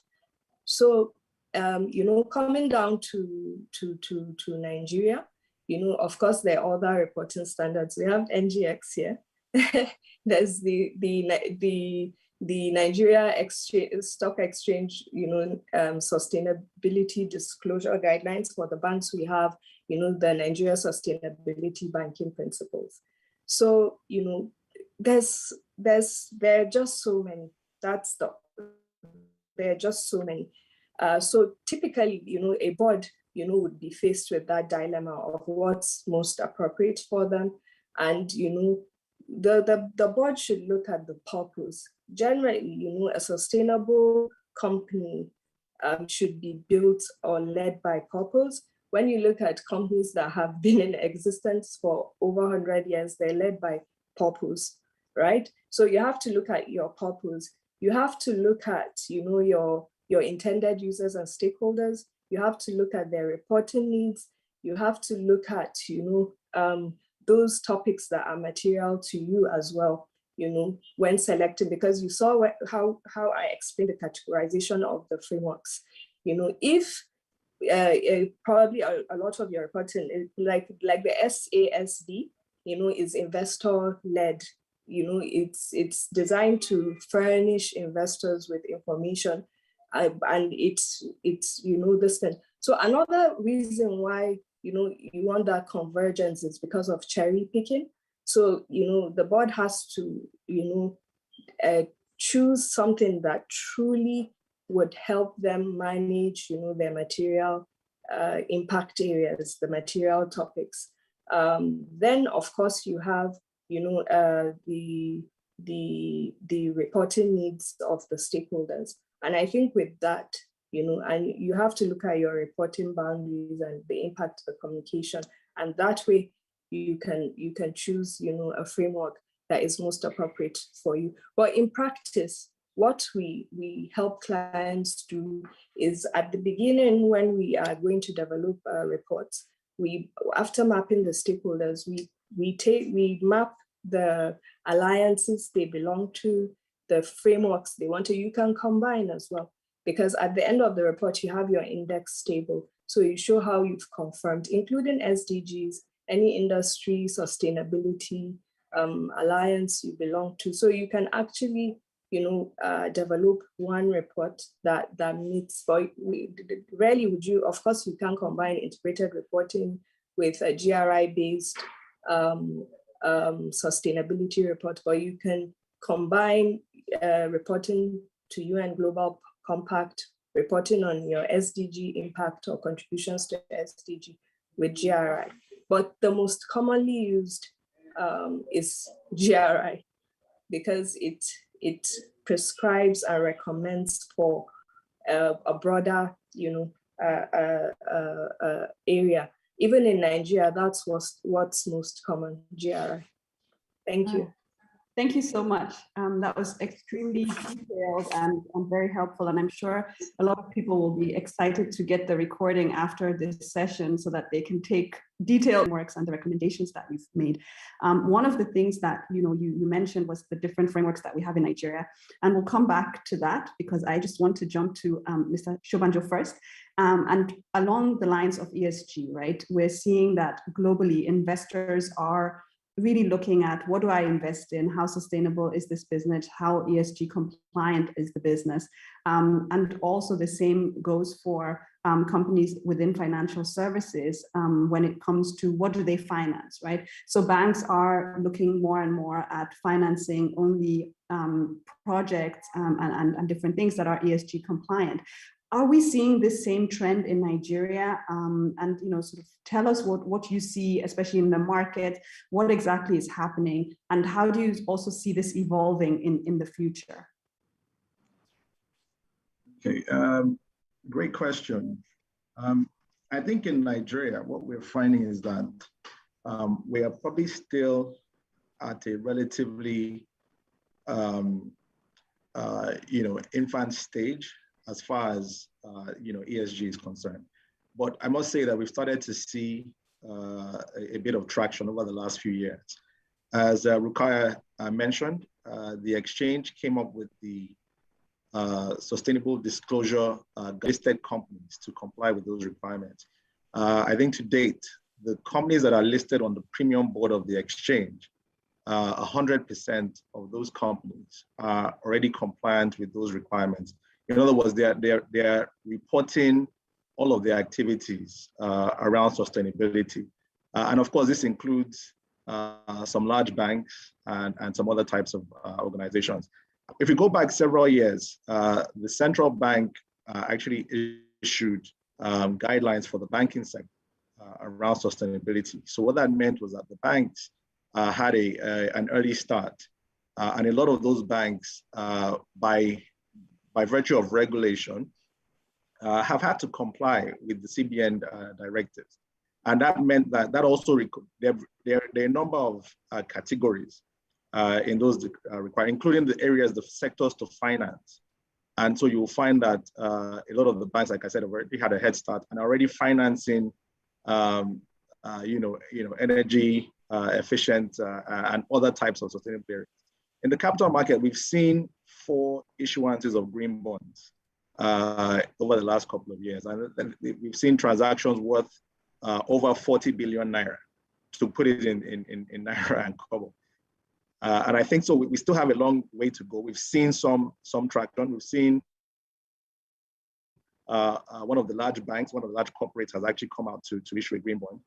We've also seen the government, the federal government also issue green bonds, and that's really financing, areas that are environmentally friendly and things like that. And I think investors, particularly the large institutional investors, those are one of the things, those are one of the benchmarks that they would actually look out for in terms of the types of companies that they would invest in, and in terms of how they measure the performance of those companies as well. So we're seeing, an investor on the buy side, obviously, being that they're actually demanding that. So there's a demand for the buy side. We're also seeing that competition would naturally dictate some of these things. So when you see an issuer going out to raise, green financing like this, then what you will find is that the competition would also take note, and the market will take note generally. And we're starting to see some of those things. So whilst we're still at a very low pace, we expect to see a significant traction over the next few years. I must also add that the Securities and Exchange Commission, just in April this year, has also issued sustainable guidelines for the capital market sector. Now, this also applies, apart from capital market operators, the financial institutions, this also applies to all public companies. So companies that are listed on the exchange and companies that are not listed, to ensure that they take this very seriously in consideration in terms of how they conduct their operations, but also it also compels them. So it's no longer a nice to have. It's actually something that will be compelling as far as the companies are concerned in terms of how the Securities and Exchange will monitor this. So It remains to be seen in terms of how quickly we adapt to this. But I would expect that regulators would continue to be very proactive along this space, because this is obviously something that the market wants, and I would expect to see a lot more development in this area. Thank you very much. Thank you so much. So I'll go over to Ms. Lumumba. And while we are on the topic of ESG, part of that is also has to do with social trends and human capital development. And like I mentioned during my introduction, we're really seeing that shift from shareholder centricity to stakeholder centricity, even though the poll told us otherwise. And that was also one of the really low performance numbers that we saw. So how can leaders be empowered to make effective changes that meet the growing demands across the different stakeholders? So this includes employees, investors, customers, shareholders, as well as activists. What can they do to sort of create strategies that help them maneuver these new waters? Thank you very much for that very good question. Actually, the poll surprised me because I thought it's a trend that is really picking up, but I picked it, I think, at the lowest percentage from our polling. Let me begin by saying that traditionally companies have been led, and they have been, activities have been done with primarily the shareholder in mind, the person that began the company.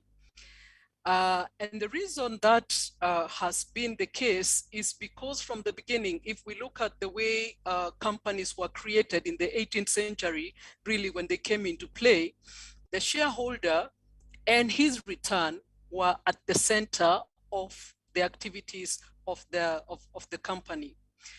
But then recently, we have seen the roundtable, the association of the roundtable coming up and making a pronunciation that now, even though the shareholder is a very important person in the company, there are many other people whose activity and interests contribute to the success of the company.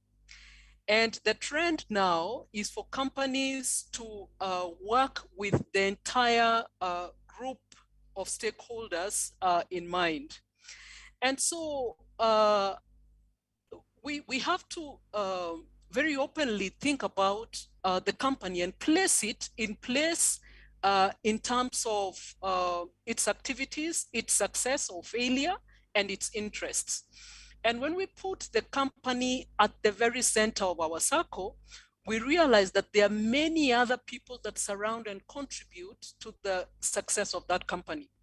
They are the shareholders, granted, who bring in the capital, who most probably appoint the directors and bring many other contributory factors to the company. But then there are the stakeholders. For example, there are the regulators, like my brother from the exchange. There are people from government who license, who make policies to support the success of the company. There are those who supply the company with the materials that it needs to process in order for them to be successful. There are employees who are key to the success of the company. There is, they're the customers, they're the consumers of the product who, if they say we will not consume your product, for sure, however well you work, you are not going to be successful as a company. And so that's why the pronunciation came up and said, rather than the activities of the company be centered for the satisfaction of the shareholders alone, we needed to widen that circle and bring in all the stakeholders. So now to come to your question, and the question was, what should a company do in order? Number one, they have to be aware on who those stakeholders are. In corporate governance, we say that each company must map its stakeholders. They must put in place which stakeholder plays what role where. Then they have to come up with the interests. What I have seen is that very successful companies have now moved to the second level and asked themselves, what is the interest of the government in my business? And how do I take care of it? They have asked themselves, what is the interest of my employees in my business? And how do I take care of it? So apart from mapping them, being very aware of them, they must be aware of the interests. And if those interests are not satisfied, how does that affect the products and the success of the company, for instance? For instance, if you don't satisfy the governmental requirement, your license could be denied. And if your license is denied, it means your company won't operate. And if your company is not operating, it means you seriously will not be successful, or there will be such big sanctions on you that your profitability may be eroded. I mean, if you live in a jurisdiction like where I live, I have seen many of that happening. Now, the third thing that companies are advised to do under corporate governance is to engage the stakeholder proactively. Companies now, I have seen companies that are successful going ahead and asking themselves, so how is the government thinking in terms of tax?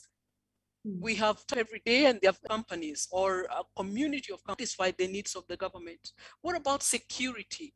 What about my cyber security, for example, as a company? How do I deal with all the people that are interested in the fact that I should be successful as a company? Quick resolution to stakeholder issues is another a trend that I have seen. My employer, the IFC, sent me to evaluate a company in a certain country I will not mention, which had serious issues with stakeholders. And when I arrived there, the company is an agricultural company. When I arrived there, I found out that one bright morning, stakeholders marched to the company around that area was water. The local community for a long time had used their water to do their little farming activities. And then this big investor went up the river and shut the water for his own irrigation. And obviously the stakeholders were not happy. So quick stakeholder resolution issues is a trend that I have seen, and that is really a must for any company to be successful in its activities. The other trend I have seen is that we as companies, and when I read through the introductions, I saw that many people are from the private sector and they work for companies. When businesses are established in a community, a company must evaluate the community expectations. Many communities in Africa and in the continent, because I work in the sub-Saharan Africa, have got very high expectations.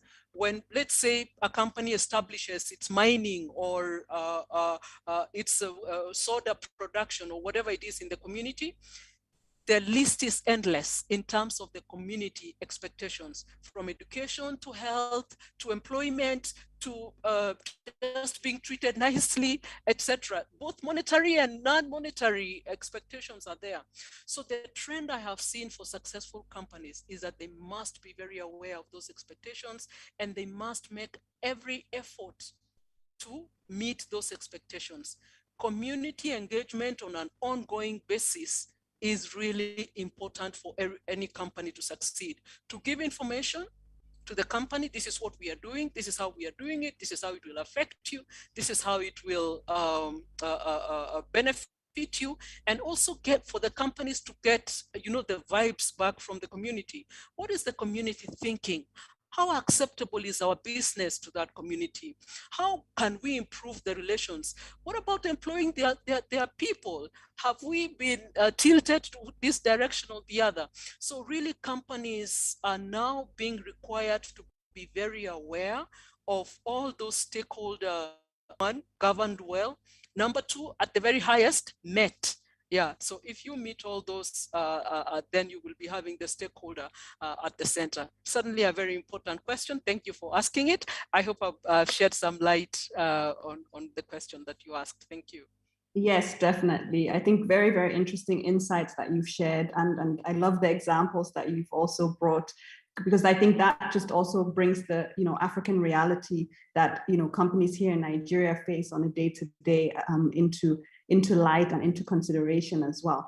So as I had said, we're going to come back to ESG and we're going to come back to the regulations. And I've seen the chat is abuzz with questions around these regulations. So I'm going to merge my question with the questions in the chat.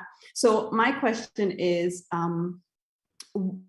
so Ms. El-Rufai, what is your assessment of the maturity of local ESG regulations or guidelines like the CBN Sustainability Banking Principles, NSE Sustainable Disclosure, the FRCN Code for Corporate Conduct, etc.? And how would you like to see them evolve? And as a second part to that question, also, is there some level of, or is there a possibility for convergence, right? So that they can be brought together into one framework. And then another question is, how do small companies sort of engage with these frameworks, right? So a lot of the time, small businesses have very different struggles than big businesses. They can't hire an ESG specialist or consultant like PwC. So how do they, sort of engage with these frameworks and navigate these frameworks, and which ones should they select? So I know many questions, but certainly a lot, but very interesting questions. So I honestly think, the issues with the regulations is enforcement. There's so many. In fact, when I saw the poll, I was thinking, probably we're not enforcing regulations, because when you look at the regulations, I have a list here in front of me, so I'll be turning a bit. From the Constitution, Nigerian Constitution, there is, the state is empowered to improve the environment, safeguard water, air, land, forest, wildlife.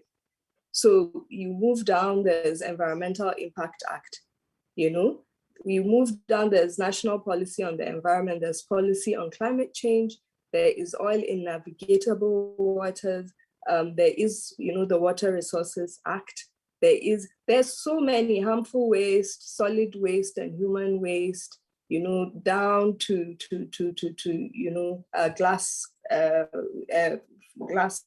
gas flaring and all that. So when you look at even with consumer markets, with the plastic menace, there's the EPR, the End Life Producer Response. So there are the regulations. So it's really about enforcing them. And I think that's what's translating into, the maturity. But there are some really forward-looking companies that realize, if they act on these, it would actually a lower risk, lower costs, improve their brand equity, and there's so many that see access to cheap cost of capital. Now, even if foreign investors are coming in, they often do ESG due diligence, so you quite have this thing. CBN, to talk about the Nigeria Sustainability Banking Principle, it was passed 8 years ago, and it has actually put, when you look at Nigerian banks, they are reporting most of them, and a lot of them even assure their reports. When you look at the rankings of sustainable banking principles, actually Nigeria is put at the forefront for emerging markets, even ahead of South Africa. Ghana just did theirs last year. So you see the maturity in some sectors is more, in some sectors it isn't. The Nigeria sustainability guidelines, I remember we were receiving proposals when you guys passed it, and when you now restricted the enforcement to premium listed companies, many people were pulling out.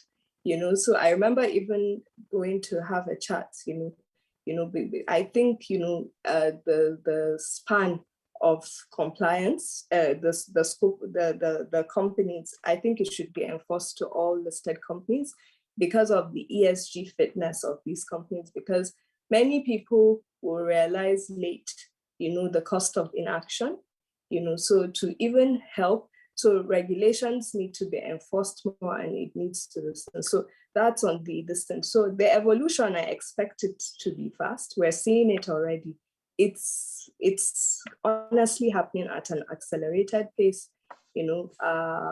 Then convergence, typically when you look at what happens, there's a global standard that is passed. Normally, regulators adopt it. When you look at IFRS, you know, and all that. So I expect when the IFRS Foundation passes something, the standard, I think Nigeria would embrace it, and it would help converge and create this. But I mean, the stock exchange has embraced the GPS ESG rating. So I remember speaking at that launch. So there is that rating, which is good. We were all excited, where you know, you can see how you're performing versus your peers among common ESG indicators, and they pick the data, including unstructured data. Then in terms of small company reality,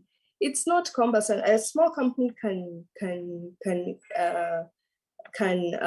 adopt GRI and produce a sustainability report. It's simple, to be honest, because all you need to do is you do your materiality assessment and you engage stakeholders, you know. So because, like they said, the double materiality is meant to combine the enterprise value, the impact on financials, and then the societal value. So it's that intersection, and the way you practically achieve that is you do your materiality workshops. Normally you have an internal workshop with the internal stakeholders, and you have one with your external stakeholders. So they also have a say in what's relevant and most important. So those ESG areas and topics, they also have a say, and you concentrate on the intersection of both, what emerges very high for both.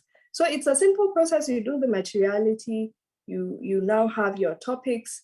GRI prescribes how to report on those areas. If it's carbon emissions, if it's water resource use, if it's tax contributions, you know, all that. So it has a way to prescribe. So it's very simple, prescriptive, open. The resources are open. But what I've noticed is, you know, many companies don't invest in their ESG data. So when you come, you often stumble, you know, when you're trying to report, because people report, they don't even have the strategies yet, because you're meant to create the strategy based on your material risks and opportunities, your issues and your risks, you know, and you're meant to embed it in your strategy, in your operating model, your operations, in your governance systems, in your performance tracking systems. Now you even have executive pay linked to some ESG indicators, you know. So by the time you do that, the strategy ends with your KPIs. So you now, you know, you have your target, and at year end, you're meant to report transparently in a balanced way how you've met those targets or not. So I honestly think small companies, is in their interest as well to do it, because, you know, you earn that social license to operate. You have a more robust risk management and all that, just that it might be at a smaller scale. Yeah, thank you. I think that answers a lot of the questions that we've been seeing in the chat, and I think a lot of people also have agreed with what you've said. One of the other areas that we saw in the poll was focused on digital transformation and sort of the role of cybersecurity. And for that, we'd like to pull up a second poll that, you know, sort of focuses on what the biggest challenges of boards are after 2020 and 2021's rapid transition to digital operations. I think the last 18 months have really, you know, shown a lot of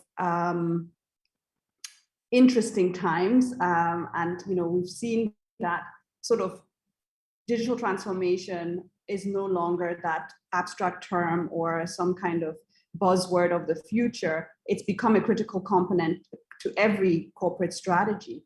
So I think the poll will be very interesting to sort of see the results of what people are thinking with regards to the biggest challenges for digital transformation and the transition to digital operations.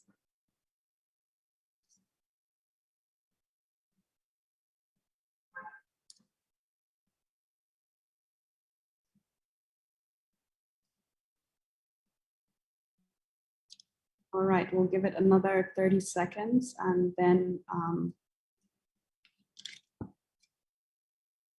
we'll look at the results.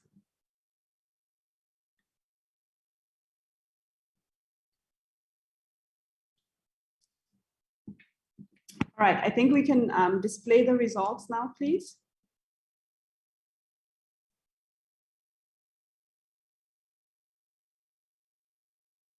Okay, so 30%, which surprises me, 16% say real-time reporting and achieving data-driven decision-making, 12% say upskilling employees, and 35% say digital strategy development.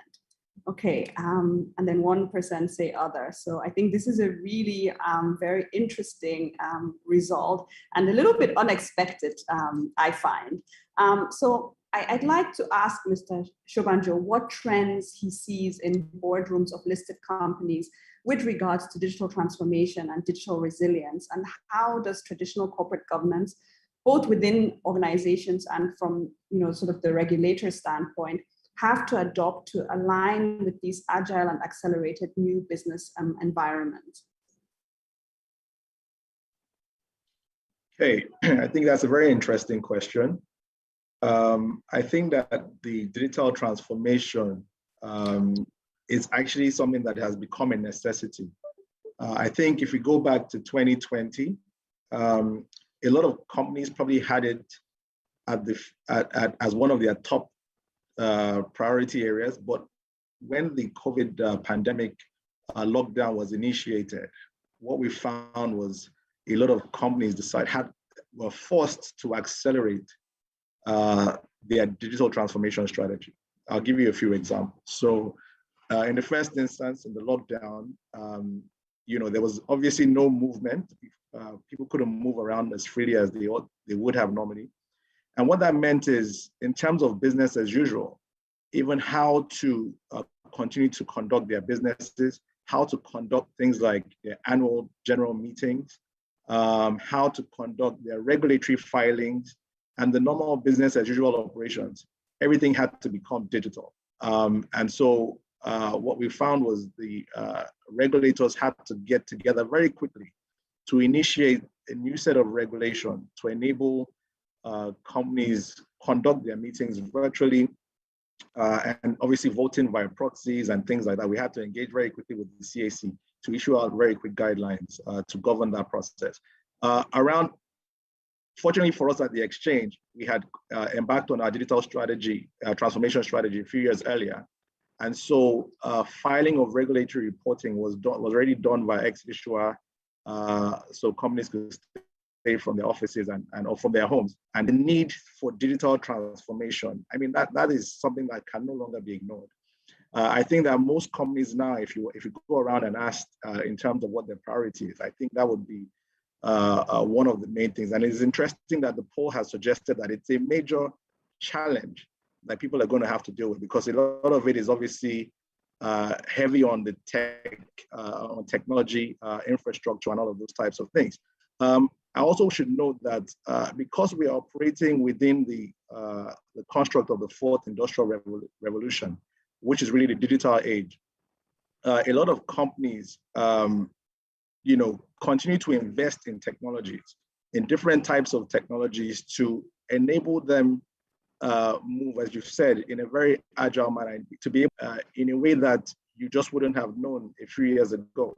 So I think most certainly, without question, this is obviously one of the biggest topics. And like I said, the pandemic has just basically exposed and accelerated the need to continue to invest in digitization and to continue to be agile and to for companies to continue to adapt in this manner. I hope I've answered the question. I think there must have been a second part that I missed out.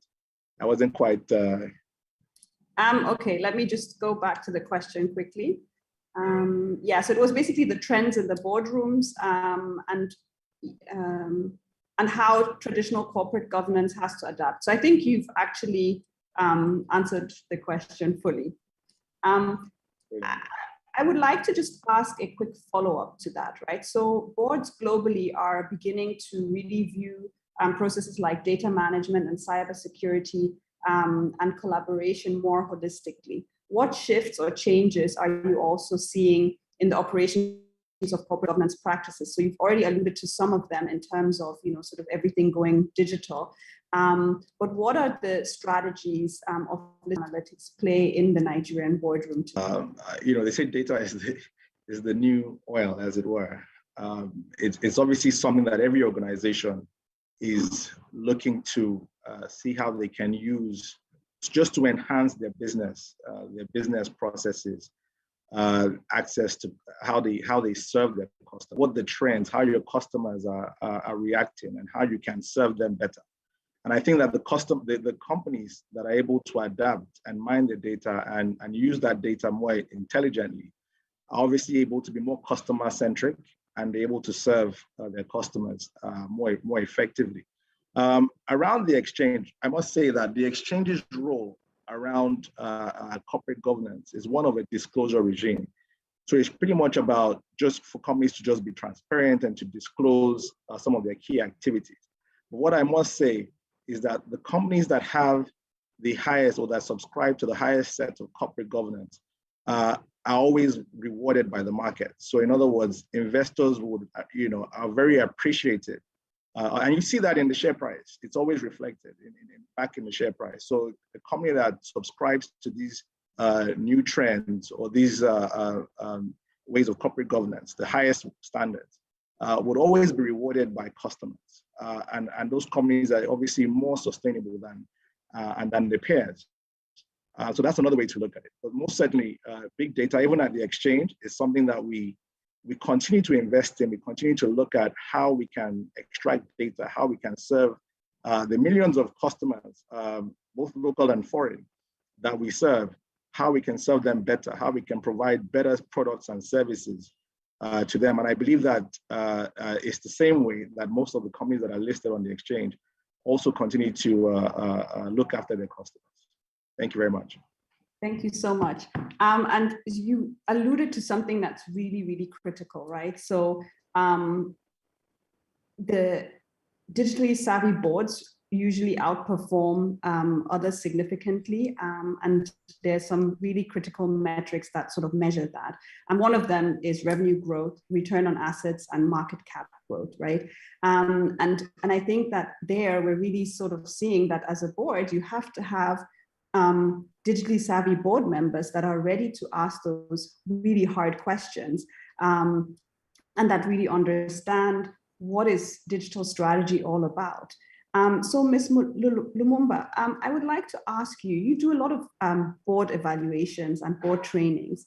And I was really surprised that only 6% of respondents thought that digitally savvy board members were a challenge. I honestly thought that number would be higher. So I want to know from you, what are the trends that you're seeing and what criteria should boards use to identify these technology savvy directors, and how can they also upskill the rest of the board to make sure that it's not just one person sort of directing digital, because that can also be extremely dangerous, right? You need every director, to really understand what role does digital play and how does digital strategy drive business, because digital has become a strategic driver for businesses, as we've seen, and as Mr. Shobanjo has also alluded to. So what should boards do, and what are you seeing just in general?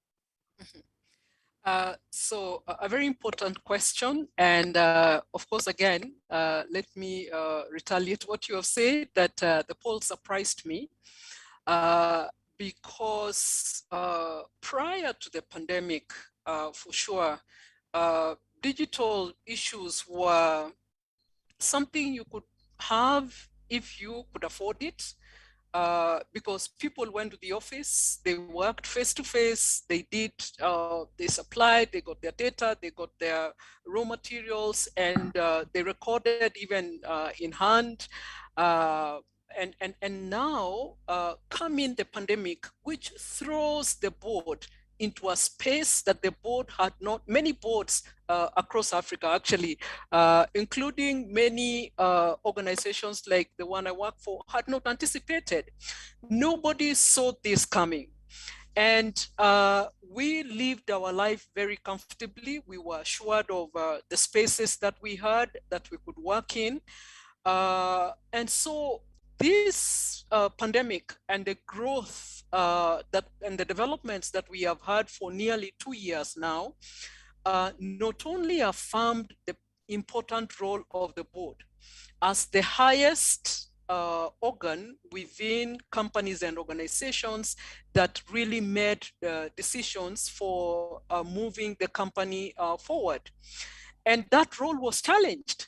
All of a sudden, companies could not meet on an ongoing basis. I remember speaking with my clients in Ethiopia and trying to get people to even give me information, and they could not access what they had in the office, and in many other countries across the sub-Saharan Africa.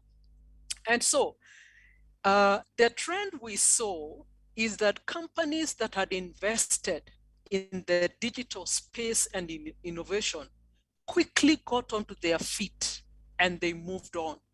They quickly held their meetings. They could access online servers and storage of information, and quickly continue with their work as they had planned it.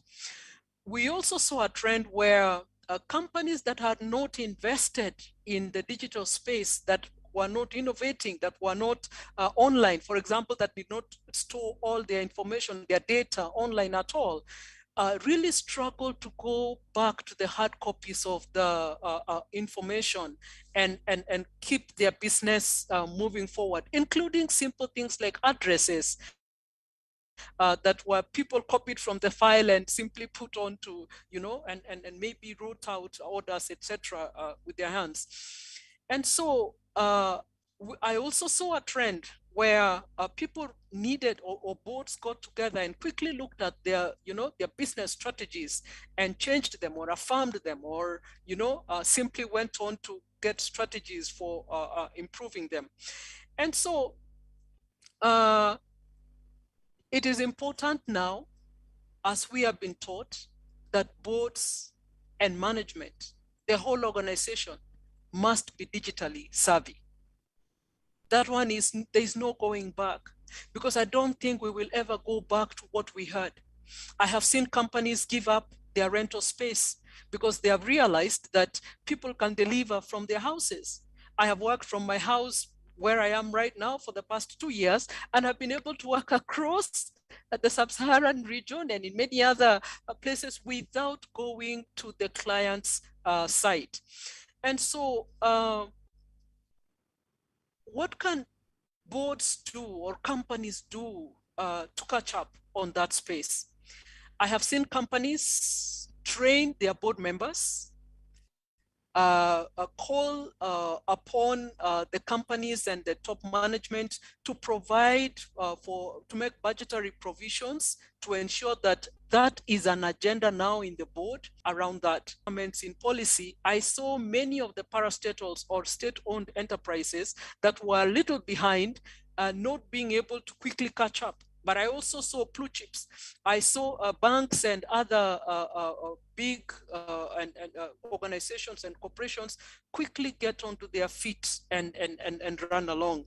And so even though we think that it is not a current trend, yet it is, even for us as management. For those of us who worked a little bit from home, you saw the changes that you had to make. For example, here in Kenya, power is intermittent, and I worked in the Nigerian market for a little while.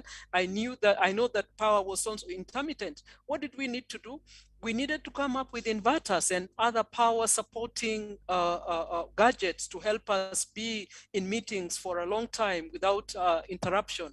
And so it is not a question on when, it is not a question on how, but it's a question of it is the trend now. And any company that needs to survive, that wants to be top of the class in terms of its performance, really must embrace that. Companies that are now taking in directors, they're asking the director, are you digitally savvy? Can you use a computer? Can you log in into a meeting? Can you use any of these gadgets that we have? And I have seen companies that quickly taking their directors into training, including the security of the information, cyber security. When board papers are being sent online, where should you open them? How should you open them? How do you protect that data of the organization so that you don't expose the organization to a cyber attack? So that is the trend, and companies can actually catch up. People are now, I know many companies that are totally working from home. They've said we don't need those big offices that we hired before, especially people in the service space that don't need to meet on an ongoing basis. And so it's something that has caught up with us. Let us embrace it as businesses and really be top of the class in terms of that innovation. It will come in handy. I don't know what the next crisis will be, but my guess is that it will be around the financial sector. I attended a training the other day on cybersecurity, and I saw the developments, and any company must know what people are planning against them every day. Now that people learned that people are working online, there is a big exposure to companies and businesses in terms of their data. And I think that we really ought to be very aware of the risk that there is and have strategies to ensure that that risk does not crystallize on us. I hope it doesn't happen, but I see it as a reality. And this is Rose speaking, it's not IFC. I see it as something that we really should be careful about. Because now, you know, robbery before, when I grew up, I used to hear where I lived in here in Nairobi, that all robbers went and they were in masks and they robbed a bank, they tied up the watchman, etc. It's no longer the trend. The trend is now online. And much as we are innovating as a company, we must also know that the people who are targeting us are even more innovative. They wear smarter suits and than what we are wearing here, those of us who can see, and they sit in places and plan against companies in terms of attacks. So we really, even as we innovate, we make our directors savvy. Most directors, depending on age and exposure, they may be people who may not be very aware of that cybersecurity. So we must make them aware and protect ourselves from need to get themselves ready. And while we are on the subject of boards and sort of the board composition, where the different types of skill levels are really important, we're also seeing that more and more boards are taking gender diversity seriously. And what does that landscape look like here in Nigeria and across the continent? What trends are you seeing, Ms. Lumumba? And why is this board diversity so important? And how can also technology help drive board readiness for African women so that they can also be able to connect qualified candidates with boards who are seeking out female members? And if you could please keep your answer really brief, because we've actually run out of time, and I'm doing a very bad job at time management here, but I think the discussion has been extremely interesting. And I would still like to sort of take one question for each person from the audience as well before we round up. So if you can just maybe keep it to a minute, and then we can take questions from the audience. Thank you.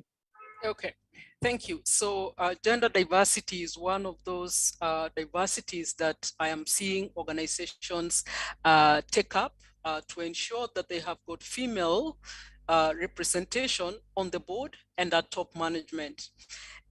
So I had I have lots of data, but I will not go into it. But all I can say is that boards that are diversified in terms of gender perform better. There have been numerous studies. We actually had the first study around 2002. Some after the crisis in 2008, we saw numerous coming up and saying that boards that had women in their membership actually did well. Quickly moving to Nigeria. The Nigerian experience on gender diversity, I think, began after the UN and actually for the entire sub-Saharan Africa. After the UN announced the International Women's Day in 1975, that's when we saw people in Africa beginning to recognize and appreciate that women can bring leadership and quality and work to the table. Done in 1999 in the amendment, in 1999 in the amendment to your constitution to ensure that women are embraced in terms of leadership, to the Securities Exchange, also requiring that there be diversity in boards. I think we have seen somewhat good baby steps made, but there is room, lots of room for development in terms of embracing the women leadership. My personal view is that as long as a woman is qualified, she should be given an equitable chance to compete for any position, just like any other person. I don't advocate for favoritism, that a woman should be favored just because she's a woman, but I think women bring a lot to the table. In my CV that you read, one of the things that I suffered I noted as a regulator in the capital markets was that listed companies did not have enough women. Maybe one had one and majority had none. And every time I asked the chairpersons of those companies, why don't you have women on your board? They kept on saying, I don't know where to find the women. So one of the things that I did together with 3 of my friends was to begin the Women on Boards Network, where I build capacity for women on leadership and make them ready for picking and appointing into the boards. We have begun another one in Sierra Leone, and I believe working on one in Ethiopia, just to ensure that we have that diversity, because I know the benefits of diversity. So the Nigerian market is moving in the right direction, not at the pace that we would all like. However, since we have recognized the benefits of women being in boards, I believe that more and more will move forward. Actually, from my observation, the Nigerian market has got some of the highest educated women. So anybody wishing to appoint a woman to their board, they will not lack. I have met nearly the most educated women when I came to Lagos and Abuja to work. I mean, I'm really totally impressed myself as a person who works in that market. Let me stop there in the interest of time. I would say a lot. Yes. Thank you so much. Maybe you can share some of those resources and statistics that you have so that we can also send that on to the audience. I think everybody would be really interested, and I think it would also benefit everyone to really just understand the benefits of diversity and how they can also attract board-ready female board members to their boards. So we have a couple of questions from the audience. So I will start with Ms. El-Rufai. So this is a question from a company operating in the oil and gas sector. And they are saying, how would companies operating in the oil and gas sector cope with the barrage of these emerging trends in governance, given the current realities to stiff competition and reduced access to funding for fossil fuels by financial institutions, right? And that's something that we talked about. So what are your thoughts on a simple to apply strategy that these companies can adopt, especially for marginal field operators, if you have any specific information on that. But I think just in general, how do companies with, somewhat non-ESG compliant business models, how do they adapt, and what happens to them in the future?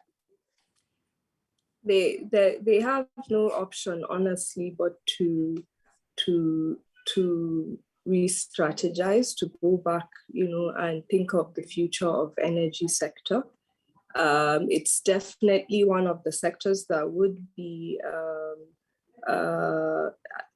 at the center of decarbonization, in addition to transport and so on. So what I would suggest, because there's a case study of a coal mining company in South Africa.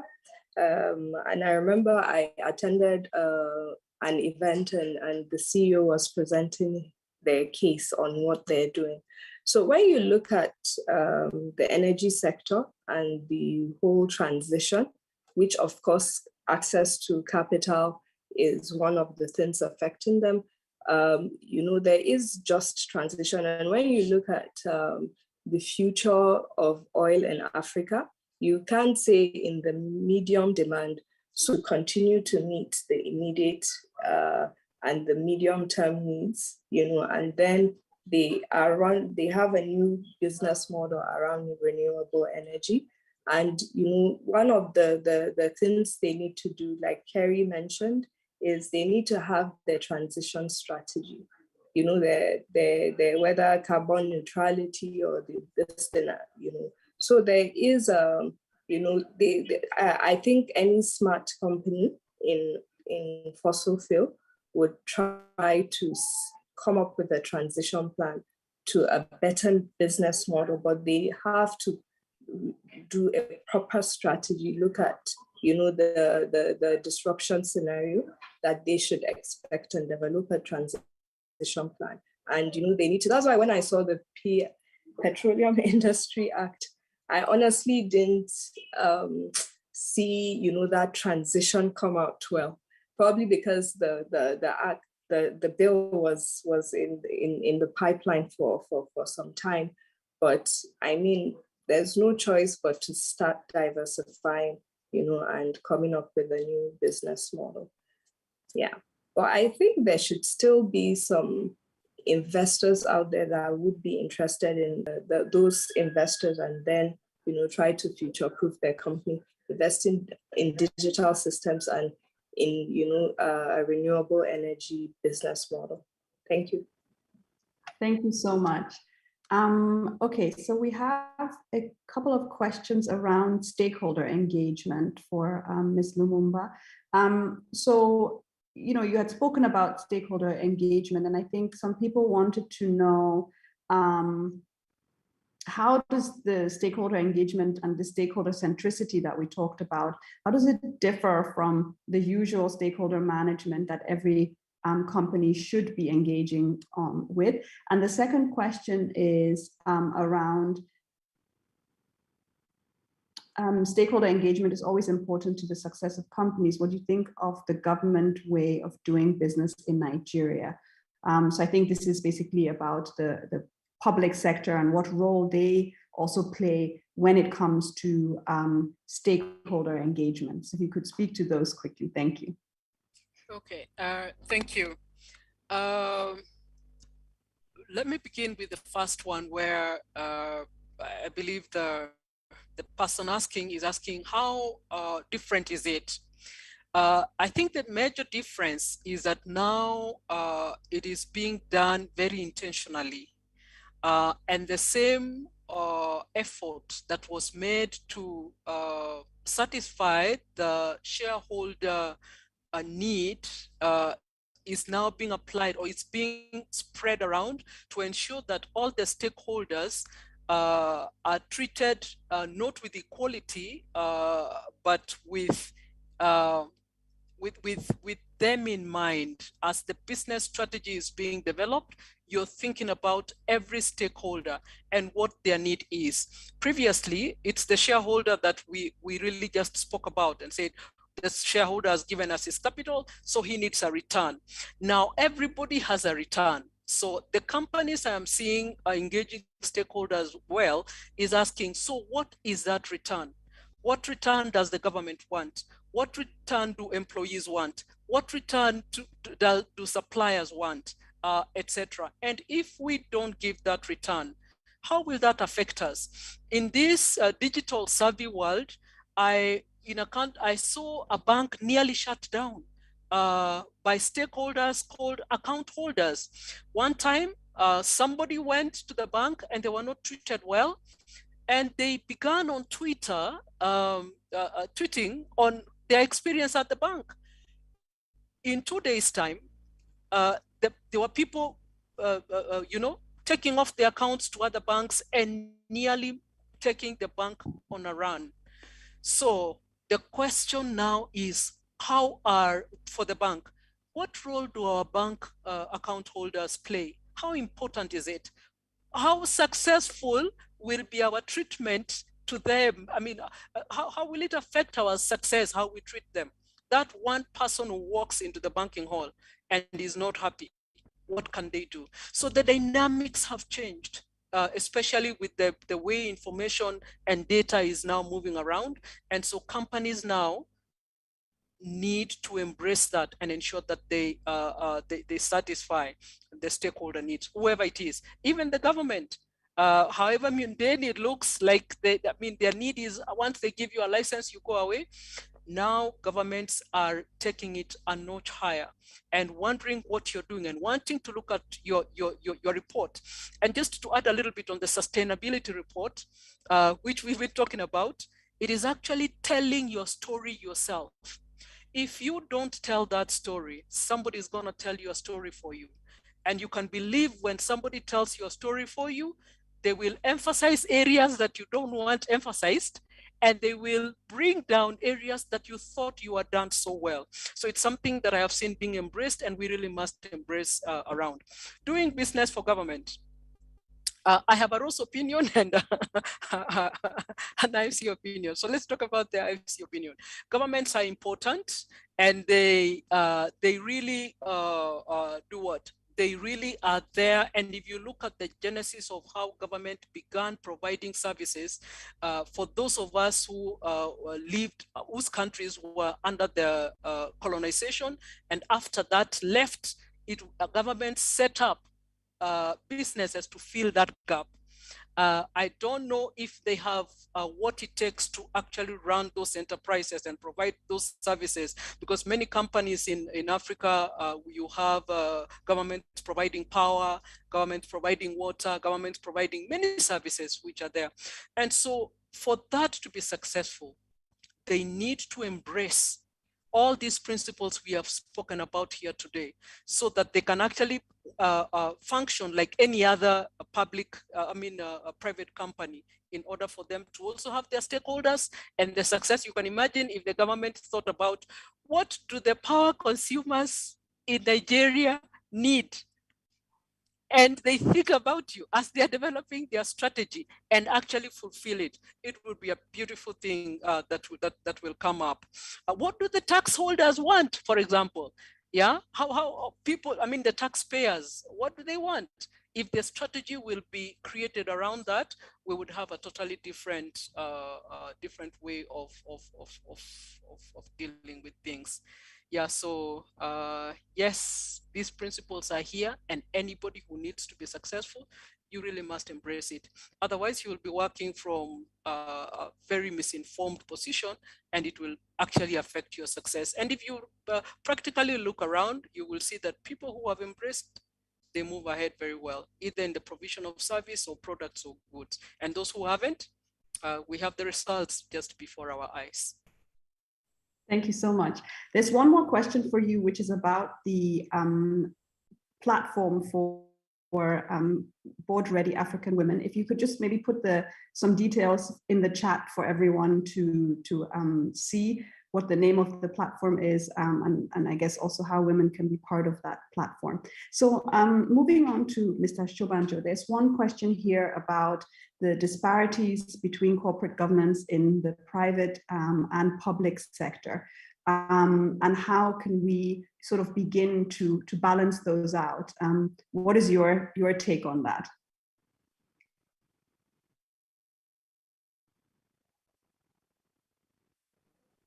I think that's a very tricky question. Well, look, I think when the National Code of Corporate Governance came out a few years ago, one of the things that it tried to do in Nigeria was to perhaps address some of the public sector governance issues as well. It's not that we don't have, I must say very clearly, it's not that we don't have the regulations or the codes and things to subscribe to. I just believe that it's sort of in the implementation and sort of in the enforcement as well. So the private sector obviously has to be, just by way of the way it's set up, it's more efficient and tends to run with perhaps more effective monitoring and measurement. On the government side, on the public sector side, I think that it's come from years of I'm looking for the best language to use now, but I would say that it has come a long way in terms of trying to see improvement, and I think that with the right level of push and with the right level of leadership and support, and with perhaps the private sector also putting more, we can perhaps start to see some of the gaps closing, between the private sector and the public sector. But we're on the right track in terms of the regulations and the codes that we're seeing. Like I said, the Code of Corporate Governance is effective oversight from the political system to ensure that the public sector can also bridge that gap. I think trying to be diplomatic, that's as best and as succinctly that I can put it. It's a major problem. It's there. We all know that it's there. But I think that we've come a very long way towards closing that. I think that was a very diplomatic answer. Thank you so much for that. So in closing, I would like to ask all the panelists to sort of, in one sentence, tell me and tell the audience, given the current socioeconomic environment of business in Nigeria, and also the theme of this conference, where we discuss the emerging trends in corporate governance, which of the modern corporate governance practices will drive resilience, growth, and success in Nigerian organizations? And what other parting words of advice may you have for the next, where is the next pandemic? Where is the next disaster going to come from? How prepared is your business? And so those are some of the things that I would put as the front burner in terms of how businesses should prepare, in terms of business continuity of preparations, and just being able to adapt in the new digital age. Thank you. Thank you. Ms. El-Rufai? Okay, in terms of, the right corporate governance, quite robust and kind of captures, all the issues faced. Like I said at the beginning, societal issues have now become business issues. We're all in it together, both private and public sector. So, the advice is, all companies should have a purpose. They should be led by purpose, right? Integrate, ESG, because it really is about, creating long-term value that is shared. And, a big part of it is your risk management. It should be integrated from your strategy through your execution to your reporting, of course, you have to look inwards and outwards in your value creation. So you're looking at the enterprise value, you're looking at the societal value in an inclusive manner through the stakeholder engagement value. that Rose has said a lot about, if I may call you Rose.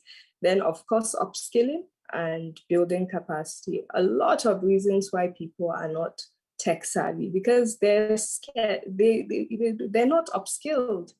So upskilling is so critical. You know, whatever new and daring shift you're going to do, you have to upskill. On ESG as well, you have to upskill. If not, all your initiatives, since you're trying to do it through integrated acting as well, you know, you have to create awareness, and then you have to, you know, invest in ESG as well. Because I truly believe that ESG, it also looks at those tech, you know, and all that, because it's about, you know, having that scan and long time horizon, and you have to invest in data, because a lot of times, you know, so you're guided by data. Yeah, and that's it from me. Thank you. All right, thank you so much. I think everyone will agree that this has been a really robust and very interesting and insightful panel discussion. And with that, I would like to thank my three panelists. Thank you so much for making out the time. Apologies for taking 10 extra minutes, but I think your knowledge about the really broad theme of corporate governance and the new trends is so deep that we could have probably spoken a couple of more hours about this. So thank you so much for being here today. We really appreciate you taking the time and sharing so generously. Thank you. And with that, I'm going to hand back over to Mrs. Modi to introduce the book presentation. Thank you.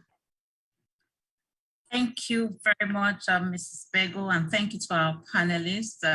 Indeed, a very insightful discussion. A lot have been said about stakeholder engagements, the need for quick resolution, evaluation of stakeholders' expectations, improved regulation on ESG, harmonization of ESG framework and the code. You know, my notes is actually very full, and all that, cyber risk and security. So much, you know, so much to, you know, ponder on. I would like to say a very big thank you to you and also the panelists. Not to take so much of our time, the next on the agenda is a presentation of books, two of our publication. And to do this, I would like to call on our directors, Professor Fabian Adjegwu, to present the first book, and pass on to Mr. Tijani Borodo to present the second book to the public. Professor Adjegwu, if you're ready, over to you. Well, thank you very much, Mrs. Modi and panelists for today. I think I've been sucked into listening to the panel discussions, and I'm only trying to get myself back to doing the task for which I'm very happy to do, and that is the presentation of corporate governance and sustainability reporting in Nigeria. This is the 8th edition of this publication, the 2021 edition, and it covers broadly the issues of corporate governance reporting and sustainability reporting as well. Permit me to not just wave the book on the screen, but just to say one or two things, perhaps to whet your appetite to what this book really offers. And you can then look forward to reading for yourself.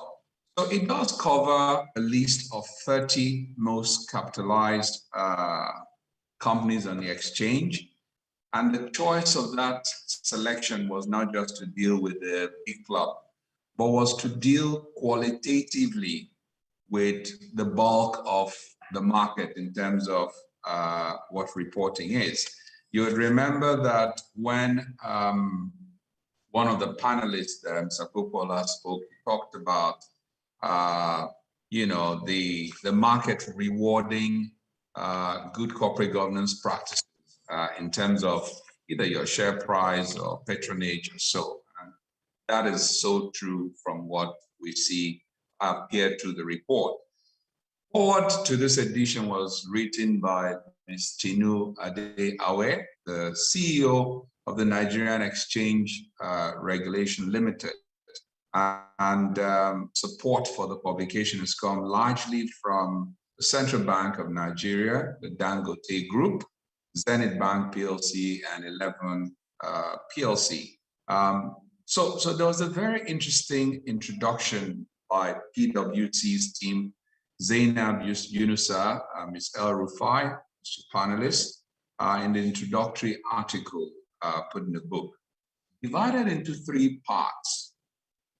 The first part deals with ESG, which is really the crux of the sustainability reporting that is expected. And we had a contributory article from PwC. And then it does recommend the need for executives and non-execs to think long-term and purposefully drive their companies on the path of sustainability by looking at the triple bottom line of people, planet, and prosperity. You get some more details in that write-up. Part B of the book, the report, talks about the reporting structure of the top 30 most capitalized companies, the exchange, and concludes with very useful observations and recommendations which boards can take on for their strategy planning for the next year. So it does look at the SEC code, and of course, 2011 and the National Code of Corporate Governance, and dealt extensively with some of the disclosures on sustainability and the requirements of the code.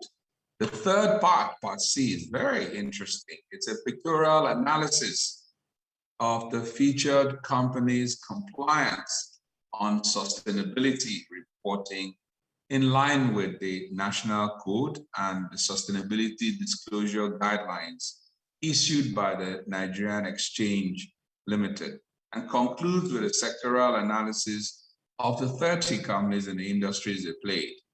Now, you'd find a lot of interesting things in that report. It does talk about, present some useful data. 21 of the 30 featured companies observed growth in their market capitalization despite the pandemic. You may want to argue whether it's nominal growth or real, when you factor in the purchasing power of the Naira, but then it does deal with it on a nominal basis. 8 suffered decline, 8 of the companies, and 1 experienced no change at all. You might find that very interesting. The publication, as you would expect, would go for a token fee, and I think it's been advised on the screen already. But then you look at a publication that essentially covers 30+ trillion Naira of the entire exchange and the market capitalization.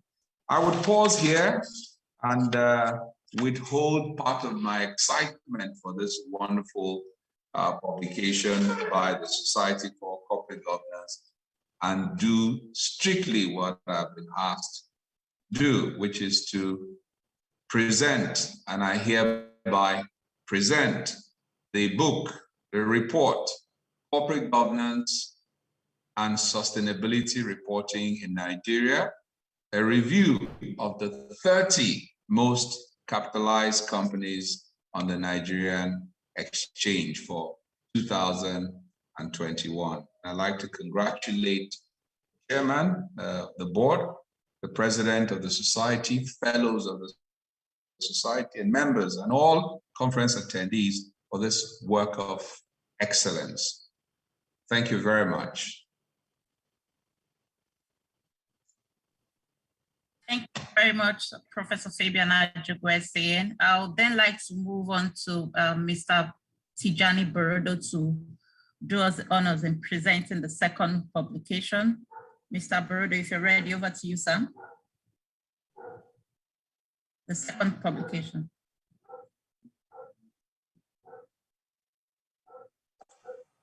Thank you, Chairman. Can you all hear me? Hello? Yes, we can. Okay, thank you, Chairman. The chairman of this occasion and who is the president of society, MK Ahmad, OON, distinguished colleagues and members of the board of the Society for Corporate Governance, esteemed members of society, fellows and members, the panelists of the discussions we have just had, ladies and gentlemen. It's truly an honor today to welcome you all to this ceremony that marks the publication of the survey report on corporate governance and board structure in the Nigerian agricultural sector by Society for Corporate Governance in collaboration with AFOS Foundation and supported by the Financial Reporting Council of Nigeria. I would like to begin by acknowledging that we are gathered here today, not just as professionals, but as key players and promoters of good corporate governance, ethics, and best practices in Nigeria. However, today happens to be a remarkable one because of the two big events taking place concurrently. That is the 2021 Annual Corporate Governance Conference and the public presentation of two notable publications of the Society for Corporate Governance. Buoyed by these facts, the management of the Society for Corporate Governance has ensured that the annual corporate governance publications are now ready and available. The first publication has just been presented, titled Corporate Governance Sustainability Reporting, a review of top 30 most capitalized companies on the Nigerian exchange 2021. That has just been presented by the learned Professor Fabian Ajogu, and he has done justice to that. While what I'm doing now is present the report that is on survey on board structure and corporate governance in the Nigerian agricultural sector 2021. This publication is an output of a baseline survey on corporate governance for the Nigerian agricultural sector, which covers the study of practice of corporate governance by agricultural companies in Nigeria, carried out by Society for Corporate Governance in partnership with AFOS Foundation and with the active support of the Financial Reporting Council of Nigeria. This report is based on responses from the structured questionnaire distributed selected agribusinesses owners covering geopolitical structures in Nigeria, face-to-face interviews, and focus group discussions by the society in collaboration with AFOS Foundation and supported by the Financial Reporting Council of Nigeria. We must acknowledge the Commissioner of Agriculture at Lagos State, Ms. Abisola Olusonya, who participated at the validation workshop to review the report and graciously wrote the foreword for the report. We thank you for this. Also, I acknowledge the various agricultural associations, organizations, and agri-practitioners covered during the primary research phase of questionnaire administration, and the industry experts who participated in the survey focus group discussions and who provided their valuable perspectives that contributed to the success of the project. The detailed discussions with these highly experienced individuals provided critical insight into the governance practices adopted by their institution. I must acknowledge the Board of Society for Corporate Governance for their leadership role, and particularly the President and Chairman of the Board, MK Ahmad. My humble self, Director of Society for Corporate Governance, for providing valuable advisory support throughout the project. We must also appreciate the AFOS Foundation team, led by Ladi Akoni, CEO of country, Dr. Kenneth Achu, legal, long-term expert, Dorothy Overberg,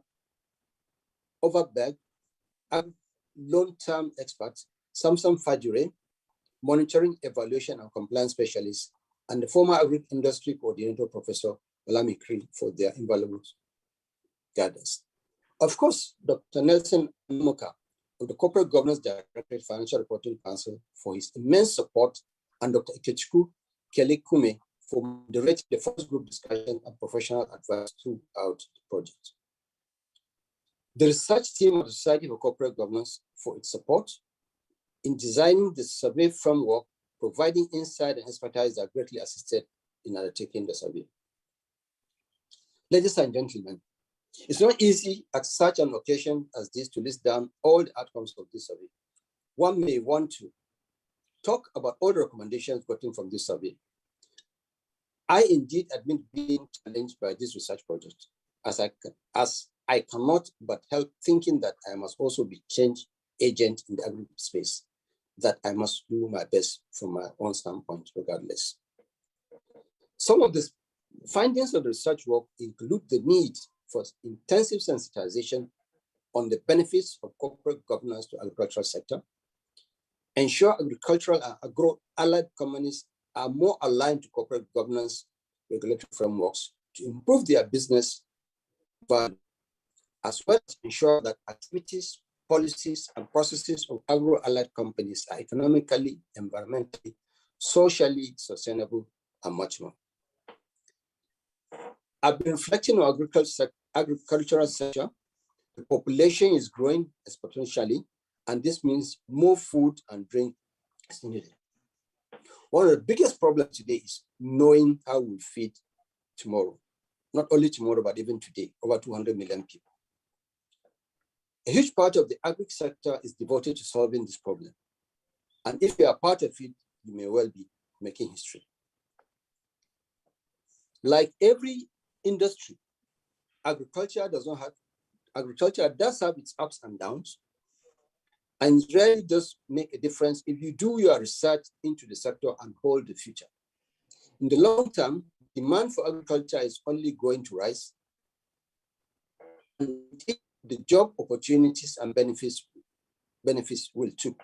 So if you are in it for the long haul, you'll find agriculture is a good place to be, and this research publication very valuable to you. As I close my remarks, I want to heartily commend all parties involved in this research, all who made this publication a reality for a job well done, and of course to challenge them to continue with the energy to serve in the space. Permit me to make a quotation, which says, we must grow what we eat, and we must eat what we grow. Your guess is as good as mine who made that.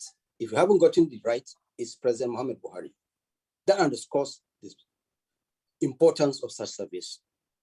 With this remarks, it's my honor and privilege to declare this report survey official as a presentation to the public. Thank you for listening. I hereby present the report. Thank you very much. Thank you. Thank you very much, Mr. Barodo, for that presentation. I would like to draw the attention of the participants that the order form, it's on the chat box. You can fill up the order form, then we'll prepare for delivery. At this point, I'd like to call on the President, Mr. M.K. Ahmad O.N., to give us short remarks. If you're ready, over to you, please. Yes, thank you very much, Chioma.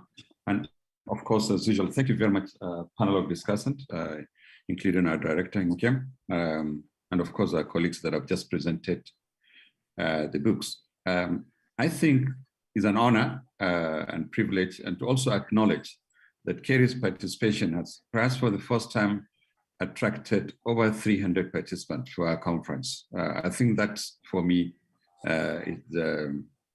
is a message, and it's something that we need to build on. But she also provided opportunity for us to collaborate. But my main discussion is on the ESG. Of course, whatever we discuss today, whether it's a stakeholder approach to corporate governance, is about ESG. And that takes me to the next issue. Today, we have launched a book largely in that respect, but perhaps given the understanding of participants as far as this emerging concept is concerned,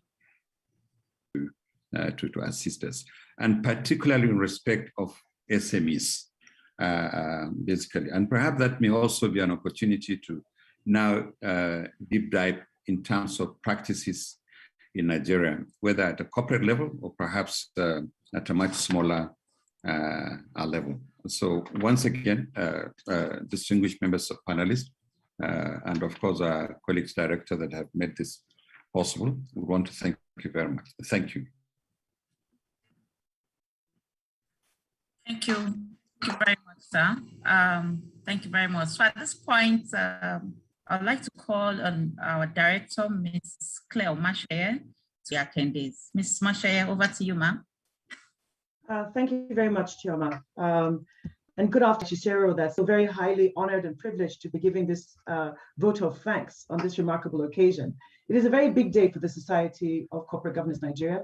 We've hosted one of the biggest conferences we've had with quite a lot of attendees, over 350 attendees online, and another 300 or so that have joined through other social media. So it has been a huge success, and it couldn't have been a success without everybody in this room.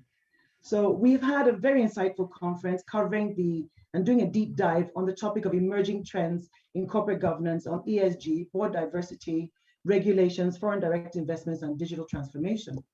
First, let me start by thanking our Honorable Chairman, Mr. Mohammed Ahmed, OON, and respected members of the board of the Society of Corporate Governance Nigeria, and most valued members of the society, ladies and gentlemen, for this honor to be here today, and most importantly, for your attendance. We feel very, very highly honored that you've been able to, Ms. Kerrie Waring, for sharing her insights on the best practices, how to improve best practices in corporate governance on a global scale, and sharing with us the Icgn principles to improve those practices, as well as talking about the environment and considering people, planet, and prosperity. To our panelists, Temi Popola, Rukaiya, El-Rufai, Rose Lumumba, and our able moderator, Nkemdilim, it has been a great session on the panel, talking again about those trends and sharing your knowledge with us today and giving us your opinions on each of those. Very, very big thank you for sharing that insight with us. Of course, I'd like to use this opportunity to also thank our directors, both Mr. Tijani Borodo and Professor Fabian Ojogo, SAN, for your in-depth presentation and the noble research that has gone into the publications that have been presented here today. Of course, this is available to all members and to all those who would like to buy copies of this research. Thank you very much for that insight. Now, this whole occasion couldn't have been made possible without the support of our numerous sponsors. So specifically to Zenith Bank PLC, Stanbic IBTC, Flour Mills of Nigeria, Polaris Bank, IVH Energy, Kenna Partners. We say a very big thank you to you for your enormous support and cooperation over the years, not just today, but being a strategic partnership, pushing the envelope on importance of corporate governance in Nigeria and making sure that we continue to raise the bar. I'd also like to say thank you to our digital partners, Futuresoft, and our press partners, ProShare Media. Now, finally, to the attendees and delegates of today's conference, my hat goes off to you. It has been a very insightful conference. Thank you very much for your questions. As you could see, Nkem could hardly keep to time because there was so much, involvement, interaction from you. It shows that you found this very valuable, and I'd like to thank you for, sharing your insights also and for asking those very stimulating questions. Mr. Chairman, ladies and gentlemen, I cannot really say more than I said right now without overstepping my time limit. But I would just like to say this is the beginning of even greater things to come. The chairman has already given us a charge that we have a lot more work to do, especially when it comes to ESG. And we will, on behalf of the board and management of the society, be making efforts to make sure that we contact all the players, that we continue to raise the bar, we bring this education and awareness to not only Nigeria, but also global best practices. And we can really make sure that we promote best practices and good corporate governance in our country. I'd also like to say a very big thank you at this point to the management and staff of the Society of Corporate Governance. I know that you've been planning this for several weeks on end. Now you can breathe. It has been a great success, and we couldn't have been here today without you all completing your tasks on time. So on behalf of the board, we say a very big thank you to each of you. Finally, to our delegates, your presence here today just shows that strong commitment to it. It has been a very stimulating and very instructive exchange of ideas. And you will agree with me that this has been a brilliant way of spending your mid-morning and afternoon. On this note, I say a very big thank you once again for everything, especially to our speakers, and do have a lovely rest of your day. God bless you. Thank you so much, Ms. Umashe, for that closing remarks and also a note of appreciation. At this point, we have a video message from our sponsors. Also from the site for corporate governance. I can see on the chat that a lot of people are asking about how to join the Society for Corporate Governance. So we have a video to share about what we do, our services, training, board evaluation, and also how to join as a member. So please stay tuned and enjoy the videos. The Society for Corporate Governance Nigeria is a registered not-for-profit organization. It is the foremost institution committed to the development of corporate governance and best practices in Nigeria. Our vision is to enhance the development of good corporate governance practices, while our mission is to be the leading player in the development and promotion of corporate governance best practices nationally and internationally. Our offerings include board evaluation and governance advisory, directors training and board enhancement programs, research and publications, and membership. Being a statutory requirement for corporate organizations, the Society for Corporate Governance assists organizations to evaluate their boards by conducting a board performance evaluation assessment to specifically measure and ultimately enhance performance and also mete out corporate governance advisory. The Society, as part of our learning programs, organizes executive and board enhancement programs designed to specifically address issues that affect different boards. Our upcoming programs include IT governance, implementing governance structure for data protection and cybersecurity, scheduled to hold on Thursday, October 28, 2021, and corporate governance and the pensions industries, scheduled to hold on Thursday, November 25, 2021. Our membership platform has a wide range of professionals interested in corporate governance and ethics. Membership of the Society is guided by the Constitution of the Society, and it is open to individuals who occupy managerial positions and above in their organizations, while our corporate membership is open to all corporate organizations, which include private, public, and registered firms. For more information on membership, please contact our membership desk via membership@corpgovnigeria.org or call. We also offer educative and informative research and publications.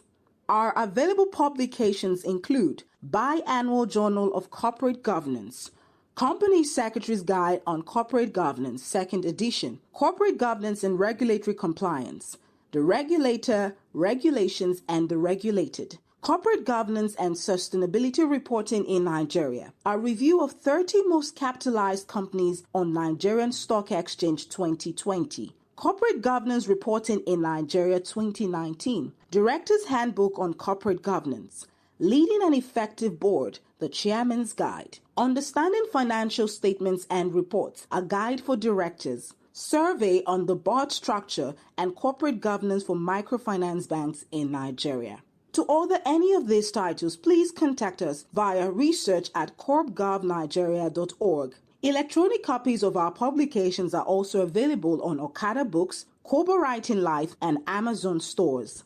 SCGN, committed to the development of corporate governance. The Society.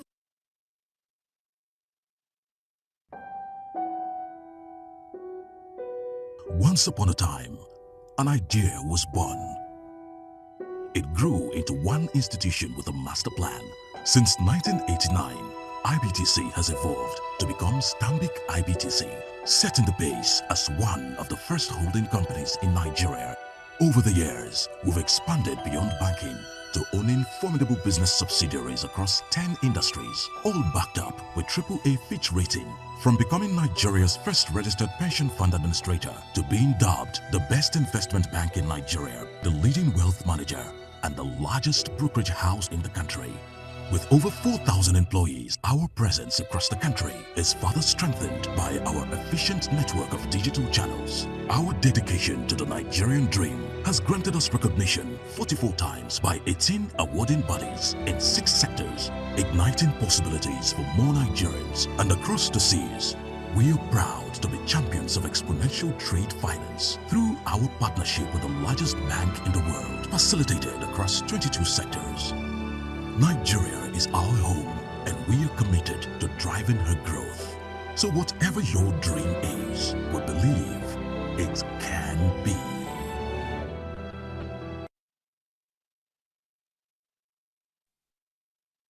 Thank you. Thank you very much. So on this note, I would like to say very big thank you to everybody. And we hope you enjoy the rest of your day. Please, we have our information on the screen. You could contact us to help your organization develop corporate governance framework. And also we have resources as we have shown in the video. So thank you very much and have a lovely day ahead. Thank you.